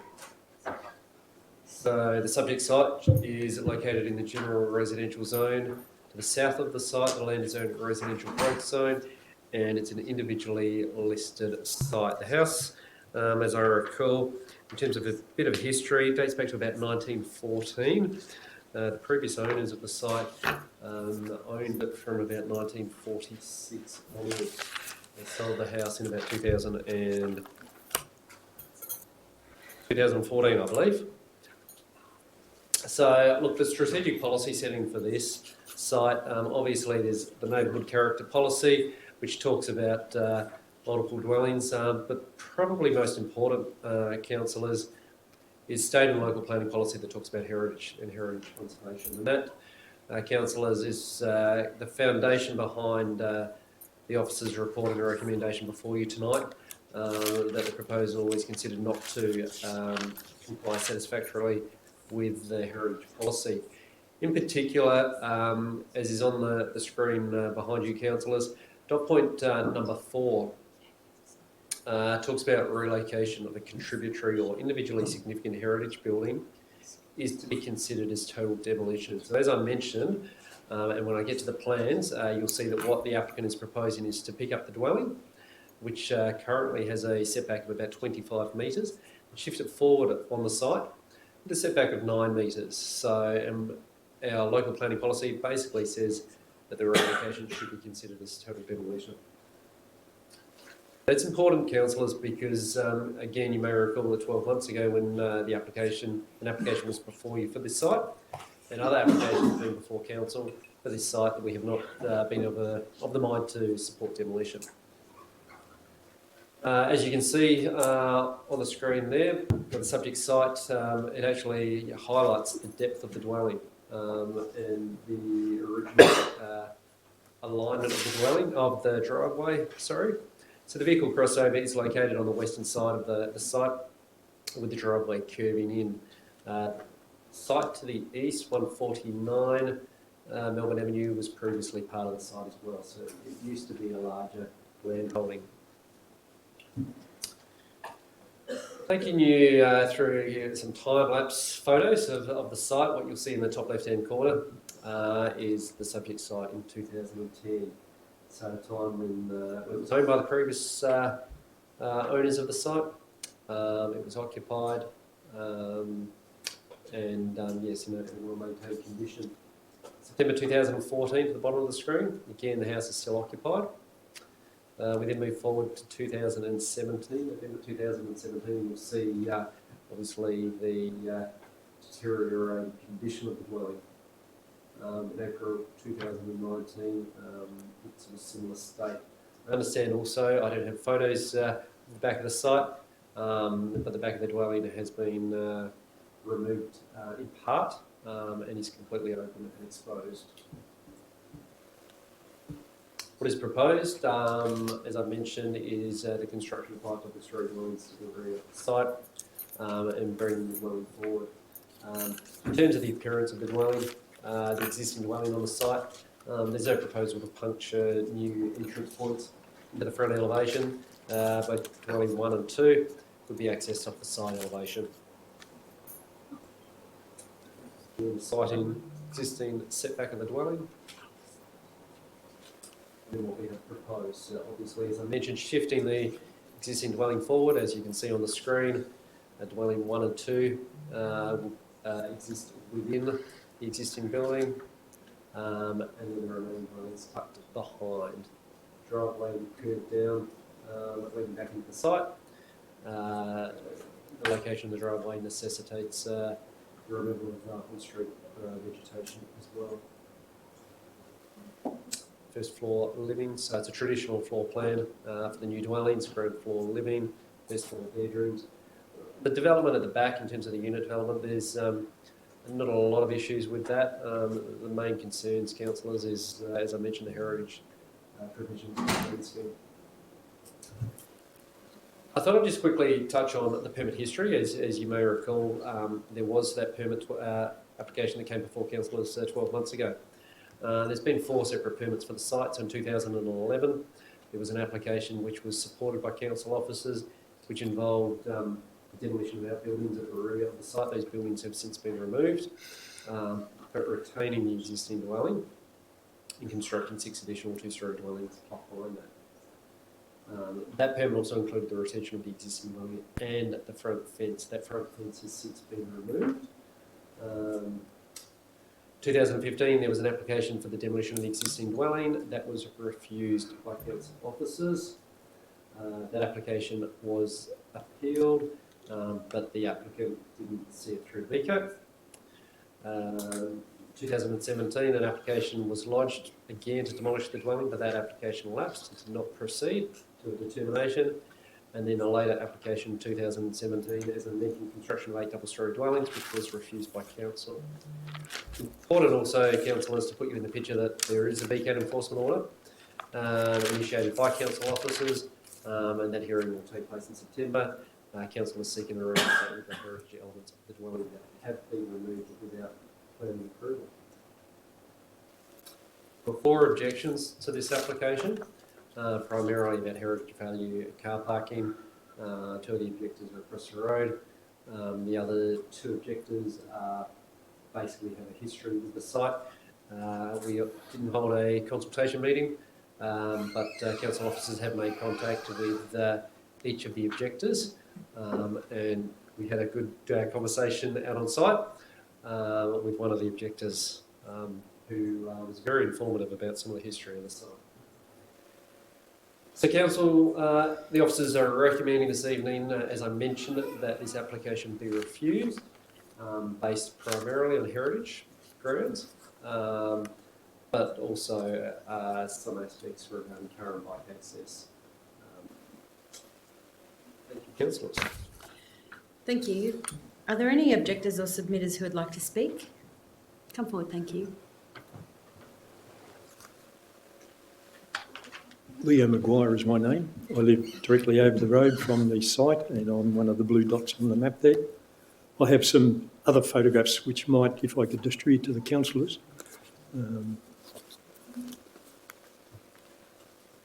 A quick glance will show what's happened to this building over a period of time.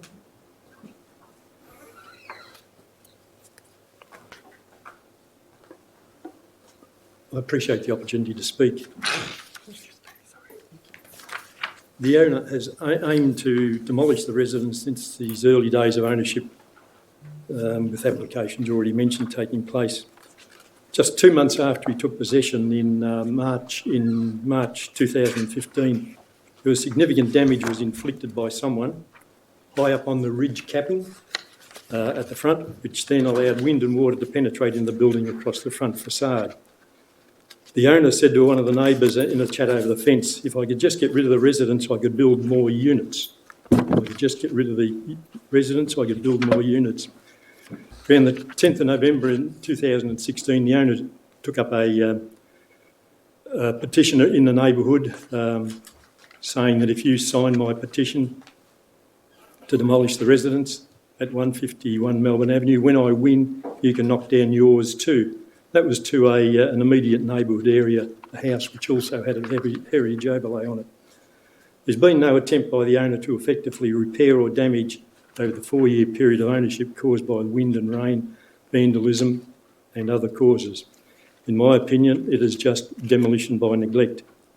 Relocation perhaps has now been used as a path to total demolition.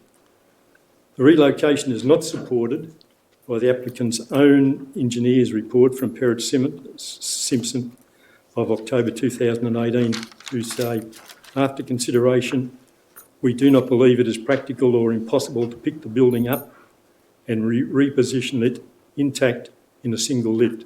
That's the engineer for the applicant. There is no meaningful intention by the owners to retain the fabric of the heritage building. The loss of the setback, the loss of the sweeping driveway, the loss of the front fence, the loss of the chimneys, the colour scheme from the period of 1911 or 1914, while the changing of the green roof is going to become a plain galvanised roof. Use the white on the rough cast from the cream and the mid-dark grey colours on the external walls. The residence was a lived-in home at the date when the purchase by the owner was settled in early 2015. We also believe that the decision by your committee here tonight has a strong ramifications to the local community and the laws regarding heritage properties in particular, whether developers in Melbourne and the wider Victorian community can just buy properties with heritage overlays well below market rates for comparable sites. Wait a few years whilst vandals and weather elements destroy the property and then seek a permit to demolish due to its unsafe or unsightly appearance. In my opinion, this is not an acceptable practice, which could wipe out all heritage buildings in perhaps just 20 years. Should the committee tonight approve the application, I submit it would be a real slap in the face to the previous owners, the Wordsworth family. They would have incurred significant financial costs at the time of the imposition of the heritage overlay by the Moreland Council and their subsequent challenge to the 3-member panel of VCAT. Plus, they would have had incurred substantial financial costs to obtain heritage-approved plans to divide the residence, as it stands, into 2 units plus 6 further units to the rear, with underground parking for 17 cars. I understand that they were told the property must be maintained in its good condition. Further significant financial loss to the Wordsworth family would have been suffered at the time of the sale from the estate of Mr Wordsworth to the applicant due to the existence of the heritage overlay, perhaps to the tune of $1 million for such a large site. I strongly urge the committee to refuse the current application to relocate this wonderful historical residence. As a result, the application to construct 5 units to the rear of the property should also fail. I would not like to see this property go after 52 years in the area. Thank you. Thank you very much. I've let you go a little bit over time just because you're the only person that's objecting and got up to speak, and I'm assuming that's the case. Are there any other objectors that would like to speak to this application? And do we have a representative of the applicant? Yes. Thank you. Thank you, councillors, for the opportunity to make a submission to you this evening. My name is Lucy Eastoe. I am a planning consultant and town planning lawyer here on behalf of the permit applicant. You've obviously been taken to the lengthy history that exists in relation to this site, and what we'd urge you, councillors, tonight is to see this application as an opportunity to really ensure the future preservation of this dwelling and this site for the future of the municipality of Moreland. Now, this application obviously seeks permission to relocate the dwelling further forward. It's relevant to note that in terms of the setback that will be achieved from the frontage, moving the dwelling forward in fact brings it in alignment with the 2 dwellings either side of the site. So we'd say that from a character perspective, that's a positive outcome sought by this application.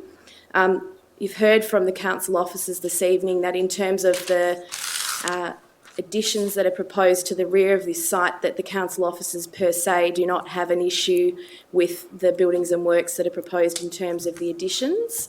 So it's clear that the issues raised by the objector this evening, and indeed the assessment of the council officers, relates to the appropriateness of the application from a heritage perspective. The application, I'm not sure if the councillors have had the opportunity to review all of the application materials, but it was accompanied by a report from Bryce Rayworth and Associates detailing all of the restoration and reconstruction works that are proposed as part of the application. If the councillors were of a mind to overturn, we'd say that a condition should be included on any permit to issue to ensure that those that the work that's been done by Bryce Rayworth and Associates is formalised and endorsed and forms part of the planning permit. And ultimately, we'd say that contextually, this is a site that is proximate to a range of services and facilities. It abuts land in the residential growth zone, and we'd say that notwithstanding the recommendation that's been put forward by the council officers, that the application strikes the right balance in terms of responding to the zone and overlay provisions that apply. Thank you, Lucy. Are there any questions for the applicant or any of the objectors?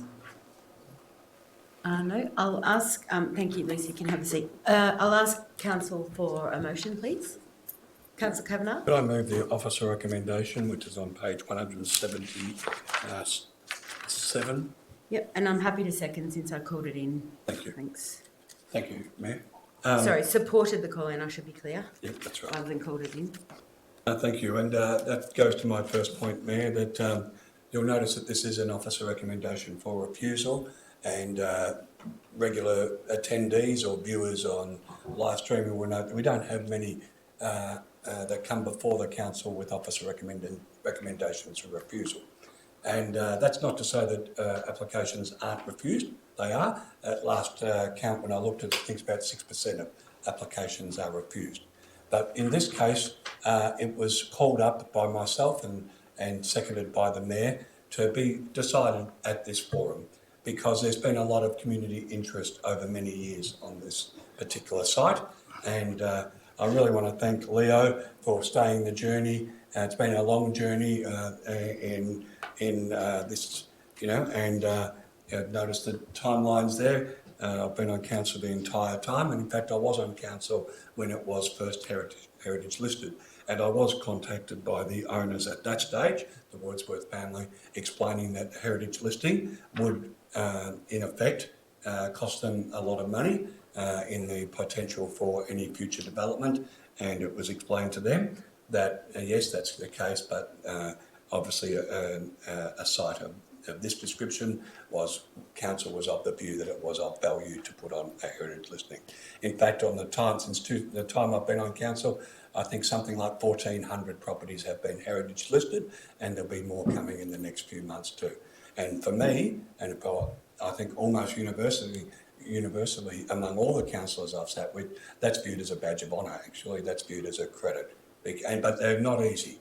Heritage listing properties is not easy, and probably in some respects it shouldn't be either, because it has to set a certain standard. And this building, when it was heritage listed, certainly did that in every respect.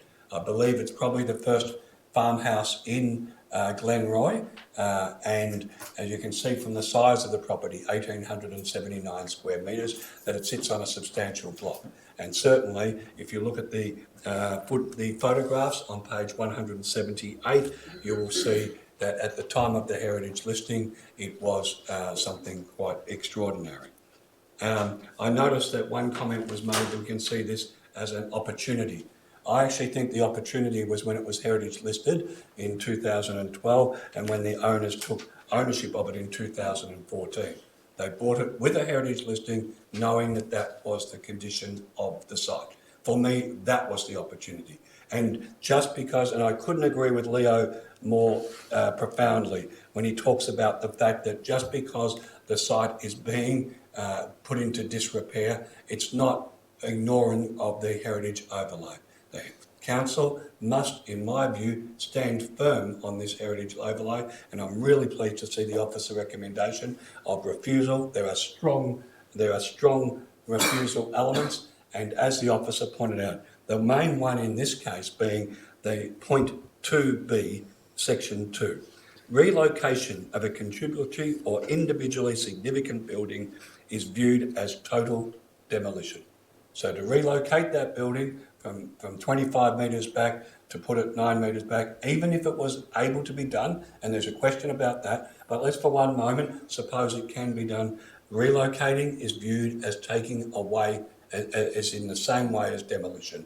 And we wouldn't be authorising, I don't believe, a demolition of a heritage building and one that is contributory. This is not even just one of the 1,400 heritage buildings. It's an important heritage building from 1914. I know that Councillor Davidson, who's on leave, would have liked to have been involved in this process as well, because I know as a Glenroy resident she feels passionately about it as well. So in summary, councillors, I hope that you join with me and support the officer recommendation of refusal, and that we continue to stand firm on this. Thank you. Thank you, Councillor Kavanagh. As the seconder, I'd just like to make a quick comment. I agree with you, Lucy, that this is an opportunity to ensure the future preservation of that heritage house. And I think that the notice of refusal seems fairly straightforward for me. This house is a pretty clear example of some pretty significant heritage that's existed in the city for over 100 years. I'm not quite sure why the house was in pristine condition for 100 years before it started to deteriorate so quickly, and I wouldn't like to speculate, but I am very concerned that lifting the house up and moving it such a significant distance and ultimately dividing it into two would have detrimental effect on the heritage, and especially considering the state that it's in now. So I think that with the refusal of this latest proposal to pick it up and move it further back is the best way forward to try and protect this house. I did note that moving the house back actually impacts on the heritage because moving it forward actually impacts on the house because the house is located like deep in the block, because it would have been an old farmhouse on a much bigger piece of land, and it would have been set back from what would have been the dusty road. And I think that acknowledging those aspects of the heritage are quite important. And I'm looking forward to September 2019 when we can hear at VCAT what exactly will be prescribed in terms of restoring the house to its former glory. It was quite a unique and lovely house, and I look forward to seeing it back to its original state in the future, hopefully. Are there any councillors? Yep. I'm not going to repeat some of the things my fellow councillors have said. I mean, it's appalling what's happened to this house over the last few years. One point that I would like to make, however, is the heritage aside, this application fails 22.08, which is environmentally sustainable design policy within council's planning policy. And I'm just wondering whether or not the applicant has potentially done their research or if they've ever watched a planning meeting in Moreland before, because we do tend to talk about environmentally sustainable design quite a lot on this council. And so aside from the appalling condition of the heritage building, I would think that any application would at least try and get that element of our planning scheme correct. So I dare say that the outcome, whatever the outcome is with VCAT and the heritage, I think if you do try again, I suggest looking at the ESD clause quite carefully. Thank you, Councillor Martin. I just had Councillor Bolton and then Councillor Riley. I would like to speak on this. I think what's happened to this house is very similar to what happened to the Corkman Hotel. I mean, okay, yes, wrecking balls went through the Corkman Hotel, and while it hasn't been as traumatic, there hasn't been bulldozers and wrecking ball go through this house, it is an offence under the Heritage Act to allow a heritage building to become dilapidated, and that is an offence in and of itself. The developer knew that this was a heritage building. If they wanted to get rid of this house or shift it or whatever, they shouldn't have bought this site. They would have known this full well. So this is not some sort of innocent mistake. This is a very deliberate attempt to destroy heritage. And like I think it might have been the Premier or someone said with the Corkman Hotel that every brick, that should be rebuilt brick by brick. And I believe that is the case with this house. Everybody in Glenroy knew this house. Maybe some people, since it's become so dilapidated, don't know it so well. But even people who are not heritage buffs at all, who probably don't normally concern themselves with heritage matters or heritage overlays and so forth, had great affection for this house. It was, and it wasn't just the house, it was the garden as well, which I don't know if the garden was heritage listed, but it was, I do remember it. I sort of feel the photos, I mean, it's difficult with a camera to do full justice. I think even the photo from 2010 doesn't really fully capture how, the spirit of this house, actually. And I think, this was a landmark in Glenroy, and I think a lot of Glenroy locals would have been very, very upset to witness the wholesale destruction of this house in reality through lack of attempts to try and, preserve it against the elements, etc. So I certainly look forward to seeing some sort of action happen about this deliberate dilapidation. Thank you, Councillor Bolton. Are there any other... Councillor Riley? Oh, sorry. That's okay. We've got to head you in. I just want to concur with my fellow councillors around this. It is a really important matter that we're considering tonight, and I just want to speak to the fact of the depth of the property, because the photo on page 187, I think, actually gives people, actually it's not 187, it's 183, gives you a much better idea of what the property looked like before the fence came down with the trees and so on around it. And in fact, the depth of the property, which is, I know is mentioned somewhere in the report and I just can't find the exact wording, the fact that it's so far set back on the property is because of the area of land in which it was on as part of a farm. And in some ways that is part of the heritage preservation. So this is something that our officers have pointed out. It hasn't been highlighted in the report from the advisors that have come with this. But I believe that's another factor that needs to be considered. So I think that if that's accepted at VCAT, and I hope it is, that particular quality of the property does pose certain challenges around this, and there needs going to be some very interesting design as to how you can develop this property and do the kind of thing you're asking in tonight's application. It's just going to be very difficult to get that many properties onto this site, even if it's the size of the site. So I think there's real challenges, but I do think we need to preserve and really defend the heritage character of this site. It's a real shame that it's got to this, and I really look forward to having this matter resolved soon. Thanks. Thank you, Councillor Riley. Are there any other councillors that would like to speak to the application? I'll put that to the vote. All those in favour of the refusal? Against? Declare that carried. We have that listed as unanimous. Yeah. Thank you, Councillor Kavanagh. So I'll move to the officers for the next steps. Thank you, councillors. The council this evening have determined to issue a notice of refusal against the development of 151 Melbourne Avenue, Glenroy. All parties will receive a copy of the determination. The applicant has 60 days in which to appeal the VCAT. Thank you.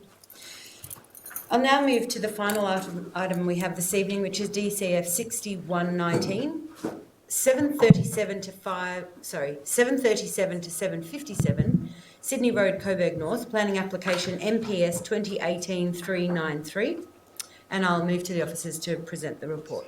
Thank you.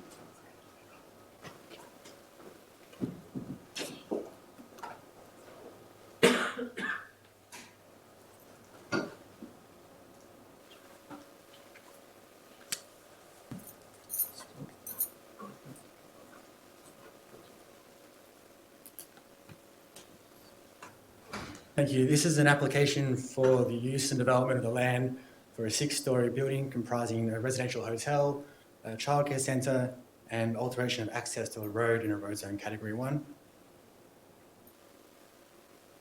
Subject site is on the corner of Gaffney Street and Sydney Road. It's within the activity centre zone schedule 1. Immediately to the west is the Batman Market site, which is in the mixed use zone. To the north is land within the residential zone, and further east you can see Coburg Lake. Subject site is at the very northern end of the Coburg Activity Centre. It's in an area identified for significant growth, and there's a preferred built form outcome on this site of a street wall of 11 metres and an overall building height of 14.4 metres. You can see from this aerial photo, the subject site is largely vacant. It was previously a service station, but it's been vacant for a number of years now. So the collage of photos of the subject site taken from the Sydney Road. You can see they already have the awning of the site up. Some photographs of the Batman Market site next door. And some images of the existing buildings surrounding the intersection of Gaffney Street and Sydney Road.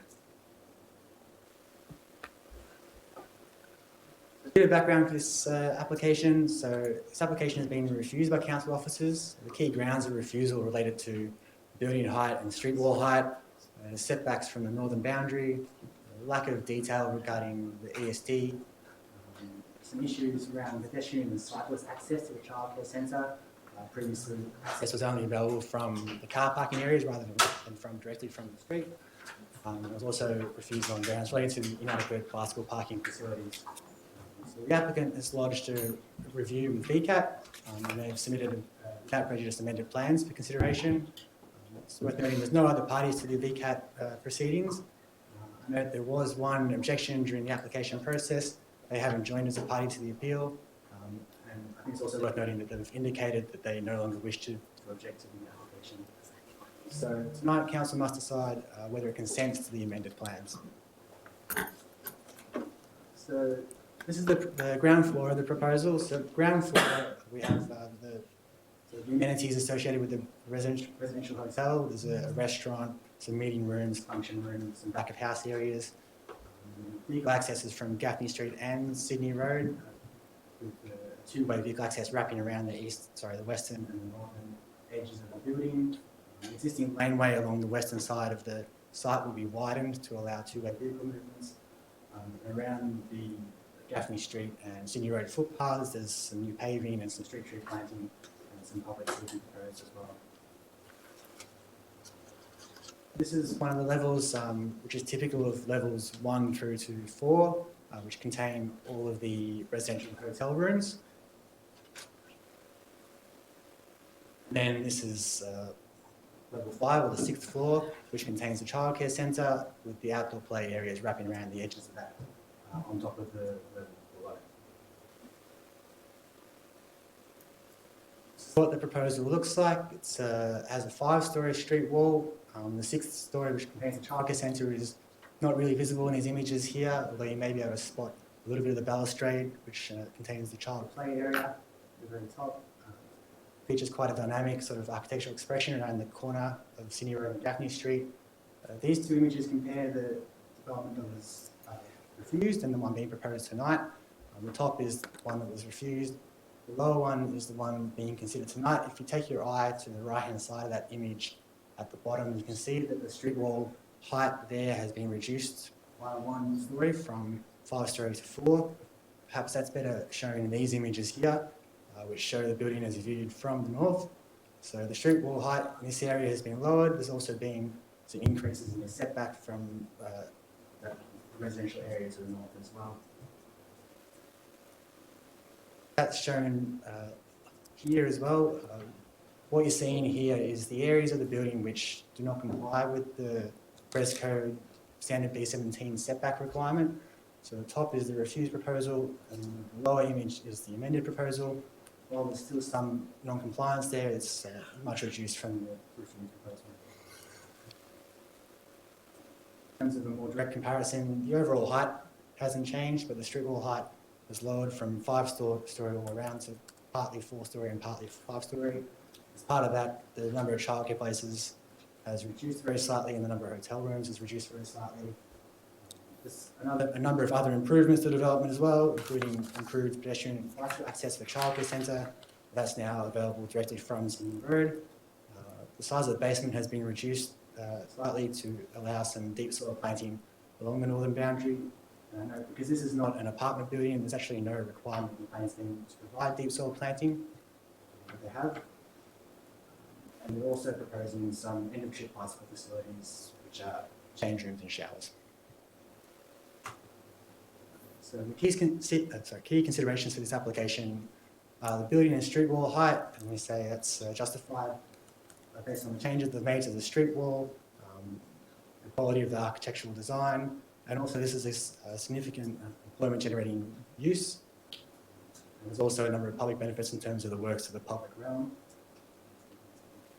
We've improved the interface and the transition to those properties to the north that are outside the activity centre zone. The proposal complies with the car parking and bicycle parking requirements of the planning scheme, and is subject to the recommended permit conditions, provides an appropriate ESD outcome. It's recommended that Council advise VCAT and the permit applicant that Council consents to the grant of the permit, subject to the recommended conditions. Some of those key conditions are about the upgrade of the laneway, upgrade of the footpath and public realm, as well as more details about the ESD measures to be provided, including modelling of the energy efficiency. Thank you. Thank you. Are there any objectors or submitters who'd like to speak? Mr. Dolby? Nick Dolby, 5 Holbrook Crescent, West Brunswick.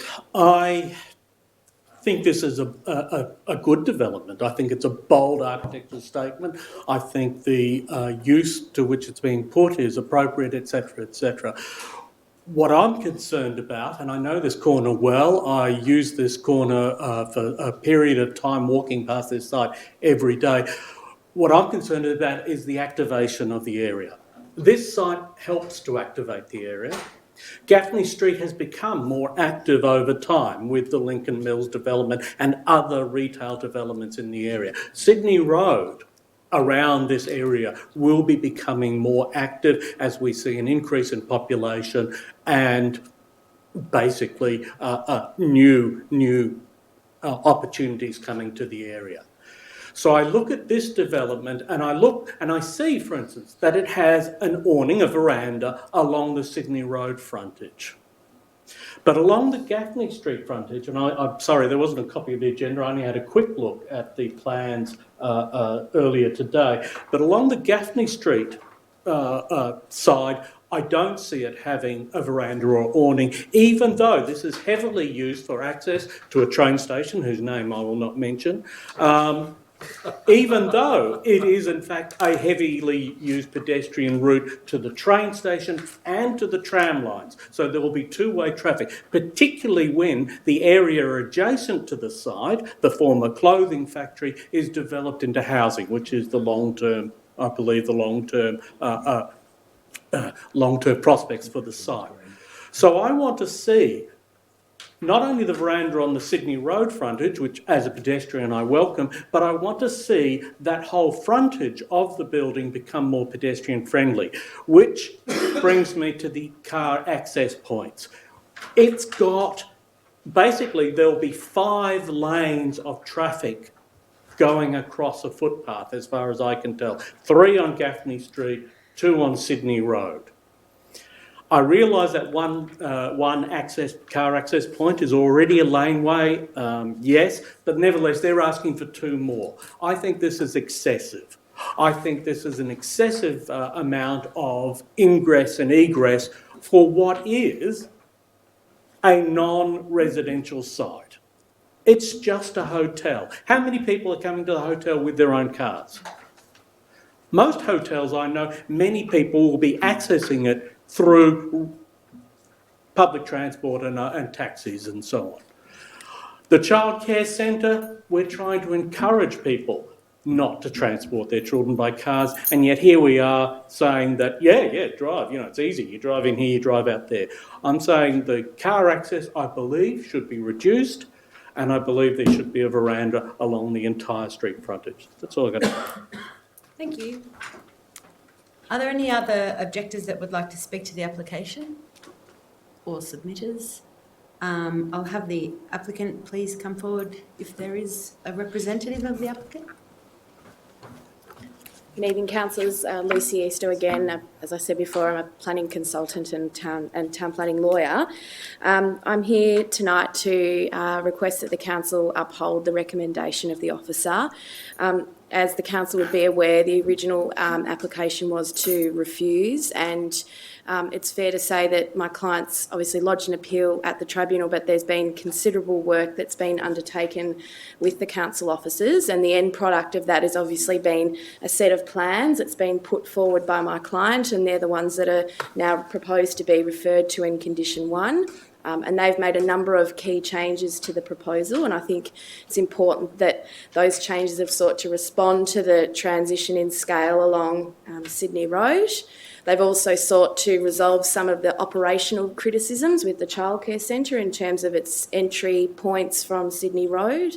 There's also been, as a consequence of the changes to the built form, an overall condensing of the application in terms of its scale in number of rooms and childcare centre places, and there's also been the introduction of the end of trip facilities for cyclists. Now obviously the council is probably well aware that this is the first site within its activity centre zone, so it's a real gateway site to the Coburg Activity Centre, and I think the architecture that's proposed really speaks to that. I think my clients really sought to invest in a high quality architectural scheme, and it's intended to make a statement, and I think it sends the message that Coburg is here and this is a high architectural activity centre. It's a high quality activity centre, and the use that's proposed by this is intended to be complementary to many of the other services and facilities that are currently existing within the centre. I think the council officers have acknowledged that the use itself is likely to be an employment generator for the municipality in terms of the hotel, the childcare centre as well, but that's obviously then also servicing the needs of the local community, particularly the residential areas surrounding the site. We support the conditions wholeheartedly that have been put forward by the council officer, and we'd say that subject to the adoption of those conditions, matters relating to ESD, amenity, car parking and traffic can be appropriately managed. There was one objection received during the permit application, and that objector, as the council officer advised, withdrew. They technically withdrew after the decision was made, so that's why the officer's report still refers to them as an objector. But again, I think that's sentiment to the work that's been undertaken in trying to resolve the concerns that have been put forward during the application. Thank you, Lucy. Councillor Riley, I guess you have a question? Yeah, I just wanted to check. There was a question regarding entry and egress on Sydney Road. Is that just one way, that driveway coming in? I think it's been amended to actually allow parents to drop their children off and to give better access for prams and bicycle. But I don't believe it's two-way, but can you just correct that for me? My understanding is that it's single entry, and I think the width of it would stand for that. Just wanted to correct the record on that because I'm concerned I share that concern. So thank you for that. Thank you, Councillor Riley. Are there any other questions for the applicant or... Councillor Riley? Now, would you be amenable to improving the pedestrian access on the southern boundary, on the Gaffney Street boundary, as the objector or presenter tonight has made comments? There's a veranda along the Sydney Road edge, but not on the southern edge. Yes, now my reading of the plans is that there is to some extent some canopy along Gaffney Street. It's probably not to the extent that is on Sydney Road, which is intended to extend over the tidal boundary and run along the footpath. I think what I'd say about Gaffney Street is that particular side of the building is intended to accommodate a lot of the services, so it's a more in terms of the building's presentation, there's no direct entry points into any of the tenancies and the like. Thank you. Councillors, are there any other questions for the applicant? No? If I could have a motion, please. Sorry, have a seat, Lucy. Councillor Martin? I have a motion with one slight amendment, or two slight amendments. So if I have a second, I can talk to it. But essentially, it's that all external windows are double glazed. Councillor Yildiz has expressed his second. Yep. And then the second part is that a part B for the resolution that the sustainable management plan come back to councillors at a future planning briefing, and I'm happy to explain both of those if. So essentially, my primary concern with this building is the fact that it is a deformed Apple store. In my eyes, it is completely glazed. It is going to heat up in the summer, and it is going to lose heat in the winter. And so one of the concerns that I have with that is the actual ability to exceed the National Construction Code compliance by 11%.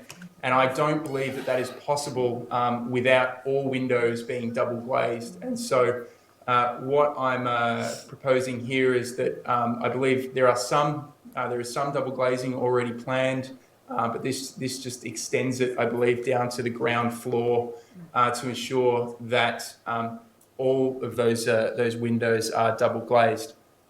The second part, part B, is essentially asking that the sustainable management plan come back to council so that councillors can look to see that this particular standard has been met by the developer, and so we can keep an eye on it for in regards to any additional compliance work that may need to be done to ensure that it is brought up to speed. So again, it's essentially moving the development with a slight additional double glazing. As far as the site is concerned, aside from those 2 points, I think the real benefit here is the employment generation for the area. It is a dilapidated site, and I think having that close to a train station as well will really bring jobs into Moreland, and that's what we want to see. And it'll also be providing some childcare for residents. So I think those two aspects, the upgrades to the public realm will be a benefit. But I'm hoping that with our slight amendment here and the additional scrutiny that councillors will give this in the future will mean that we definitely make sure that it does meet those thermal requirements and it does meet those ESD standards that we ask for in this city. Thank you, Councillor Martin. Councillor Yildiz? Okay, I'm going to be honest and upfront, and I'm like that with Dale all the time. I find it a bit offensive that we could even mention the words deformed Apple store. We don't have anything like this exemplary quality design anywhere in Moreland. If any councillor or officers can say to me, we've got a project like this in Moreland, I'm happy to hear it because there's nothing. If I've got people from overseas coming, I take them to Essendon Fields, I take them to Ridges. Where else would I take them? To the Coburg Town Hall? Would I take them to the Coburg Footy Club? Where else in Moreland, except for Browns and maybe Drums, can I take people from overseas? Where can I take them? There's nowhere in Moreland. We've got a design that is, I think, fantastic. It's, if anything, this is the sort of design that you would see in the city centre down Victoria Street or Collins Street. It's going to add to the character of the neighbourhood. We had the coal site that was derelict for about 15 years. This site's been derelict for probably more than that. It was an old service station. The developer's spending a lot of money in Moreland. If anything, it's actually going to add value to the area. Childcare for 108 places, outdoor play areas, conference function centre, 150 rooms. To have this in Moreland is, I think, fantastic. And I honestly couldn't care who the developer was. I just was waiting for something like this to happen. Solar, you talk about the environmental sustainability design. It meets every ESD requirement, I believe, from solar, electric vehicle charging point, planter boxes, secure bicycle racks, 32 places for parking rails, widening of the laneway to make it two-way, which is going to benefit the site next door. It won't result in any unacceptable overshadowing. It's got fantastic parking. It's high-quality architecture, footpath upgrades, which we actually need around that corner. Street tree planting. It's close to public transport, metres from the tram in Sydney Road, metres from Batman train station. It's in a fantastic centre close to Western Ring Road, Bell Street. I just want to acknowledge Mark Hughes because the officers met with the developer, with the applicant for the submission of these amended plans. Otherwise, this was going to go to VCAT in September, and God knows when the developer would in fact do anything. If anything, if this had have gone to VCAT, I reckon the developer would have pulled out and said, you know what, let's just sell it off to someone else and someone else can deal with it. And that's what happens in Moreland. What happens is when we don't approve this sort of quality, exemplary quality designs, people go, you know what, let's just go and do this somewhere else. Let's go and do it in Moonee Valley. Let's go and do it in the city of Yarra. Let's go do it in the city of Melbourne. Why waste money in the city of Moreland? I accept what Councillor Martin's saying. I just need to ask the question that can the developer in fact, is it conducive to do what Councillor Martin is asking? Because if this is going to add an extra X amount to the cost and it's no way possible that they can do it, then there's a possibility the developer might turn around and go, well, we're probably not going to do it anyway because it's just too costly. Can I just check if you're withdrawing the second? Well, I just need to confirm that it can actually be done. Mark, can it be done? Through the chair, the proposal as submitted has double glazing. Anyway. Up the upper levels, it doesn't have double glazing on the ground floor. So we're just talking about introduction of double glazing to the ground floor. We've just worded the condition to say the entire building. Would there be a massive cost in doing that? That might be a question I'd need to ask the permit applicant. Sure. Yeah. I may address the chamber. I can confirm that my client would have no difficulties accepting the condition as put forward by the councillor. Thank you for clarifying, Lucy. Are there any councillors who'd like to speak against the application or in support of? Councillor Kavanagh? Yeah, just very briefly, just to say I am voting in support of it because I do think it's a good application. But I do want to make the point that as I drive past and I see the images of the development, I immediately, like I think every resident, assumed they had planning permit approval, and they haven't. And so I do think that is a concern. I don't think it's a good practice for developers to advertise, a hotel coming ahead, etc., 2020, etc., before they have a planning permit. I'll just make that point, but in saying that, I'll still be supporting the application. Thank you, Councillor Kavanagh. Councillor Riley? Thanks, Councillor Kavanagh, because that's exactly what I was going to say. I'm concerned about the advertising standards. I'm not as effusive as some councillors this evening, but I do think the quality of this build is much improved from where it was at. The main things that have been improved are the street wall height, but when I'm talking about height, the actual fact is the proponents are pushing the boundaries of the height by going to almost 2 stories above the recommended or the preferred height for this area. But given that there is going to be a childcare facility on the 6th floor, I'm sort of very amenable to what they're suggesting. And, I think it's important for employment, and it's also important for our families in the area, and given its location to trams and trains and things, it's an ideal location. It's just down the road from our Oxygen Youth Centre, so as they grow up, they can move on down there and enjoy our centre, presuming that it'll be still there in decades to come when they're old enough as young people to go there. I think the quality of the build is there. What we've been trying to introduce here, we've got a trial here at the moment for excellence in design, and that includes quality of the build. It includes accessibility, which this meets because it's a public facility. It's got to have good accessibility and visitability standards. I'm hoping that the materials are good here, and I think that the additional amendment will make sure that the thermal capacity of the building is better. I hope that it gets a good coverage of energy production on the roof, because it's going to be very hot, this building. I'm not sure about the street planting, but there are deep soil plantings on the north side adjacent to the northern boundary, which I think is a real addition, and I commend the proponents for coming to this arrangement. And for these reasons, I'm happy to accept that it's pushing the boundaries and the height, because I think we're going to get quite an interesting building on this significant part of the city, this entryway to Coburg and exit way, and because I think we're going to get hopefully a good childcare facility as well.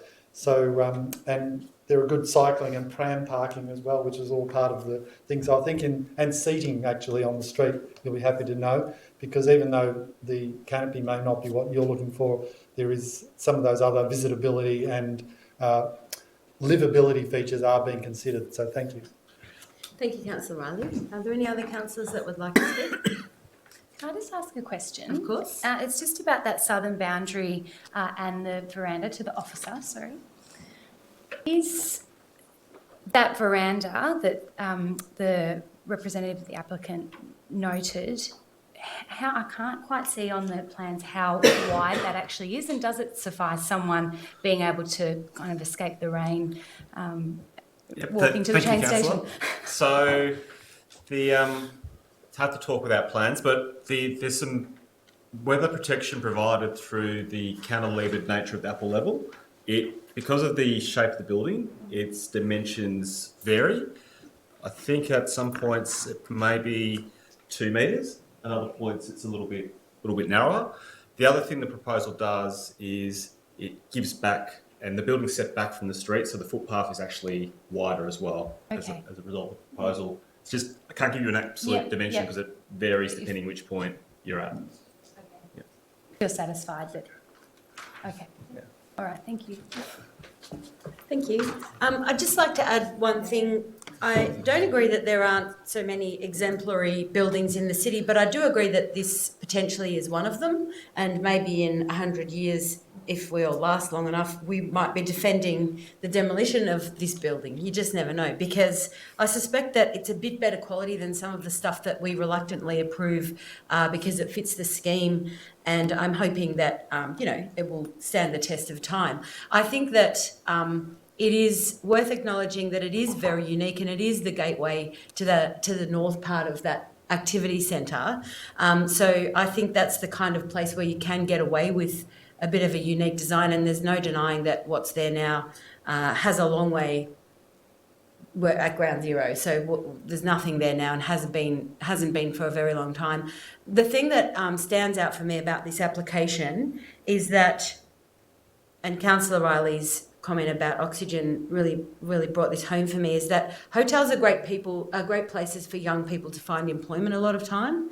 It's a good place to sort of hone your skills in hospitality, and so I hope that is becomes a kind of a natural proving ground for more employment in the city. I think absolutely anybody who's into cleaning glass has got work, so that's good to know. But I just commend that this site is being activated, and I'm also really happy with the fact that even though it was initially rejected, council officers and the applicants have got together and worked out a suitable application that we can come to terms with in this chamber. We're not very used to speaking highly on developments, and I think this is something that I feel quite comfortable about approving this evening. So, Natalie, can I also acknowledge the other officer? Sorry, if you don't mind. So there was another officer that also worked on this. Who was that again? Sure. The other officer that assisted with this, her name was Jackie Burnoff. Okay. Oh, you want to acknowledge Jackie? I think we need to acknowledge her work so as we're well. just acknowledging Jackie Burnoff as well for her work on this application. And did you like to close the debate? Well, there was nothing against, so you're done. Okay, I'll put it to the vote. All those in favour? Against? Declare that carried. Can we have that listed as unanimous? You can have that listed as unanimous, and I'll ask for the officer to outline the next steps. Ooh, I can't wait to this. Thank you. The council has decided to support the amended proposal. Council will now advise the permanent applicant and VCAT that we consent to the amended proposal. Thank you. I'll now move to urgent business, and there are no urgent business items to consider. So that concludes the business we have this evening. Councillors, members of the gallery, and to our viewers live streaming at home, I declare the council meeting for planning and related matters closed at 8:47. And thank you all for attending. Thank you.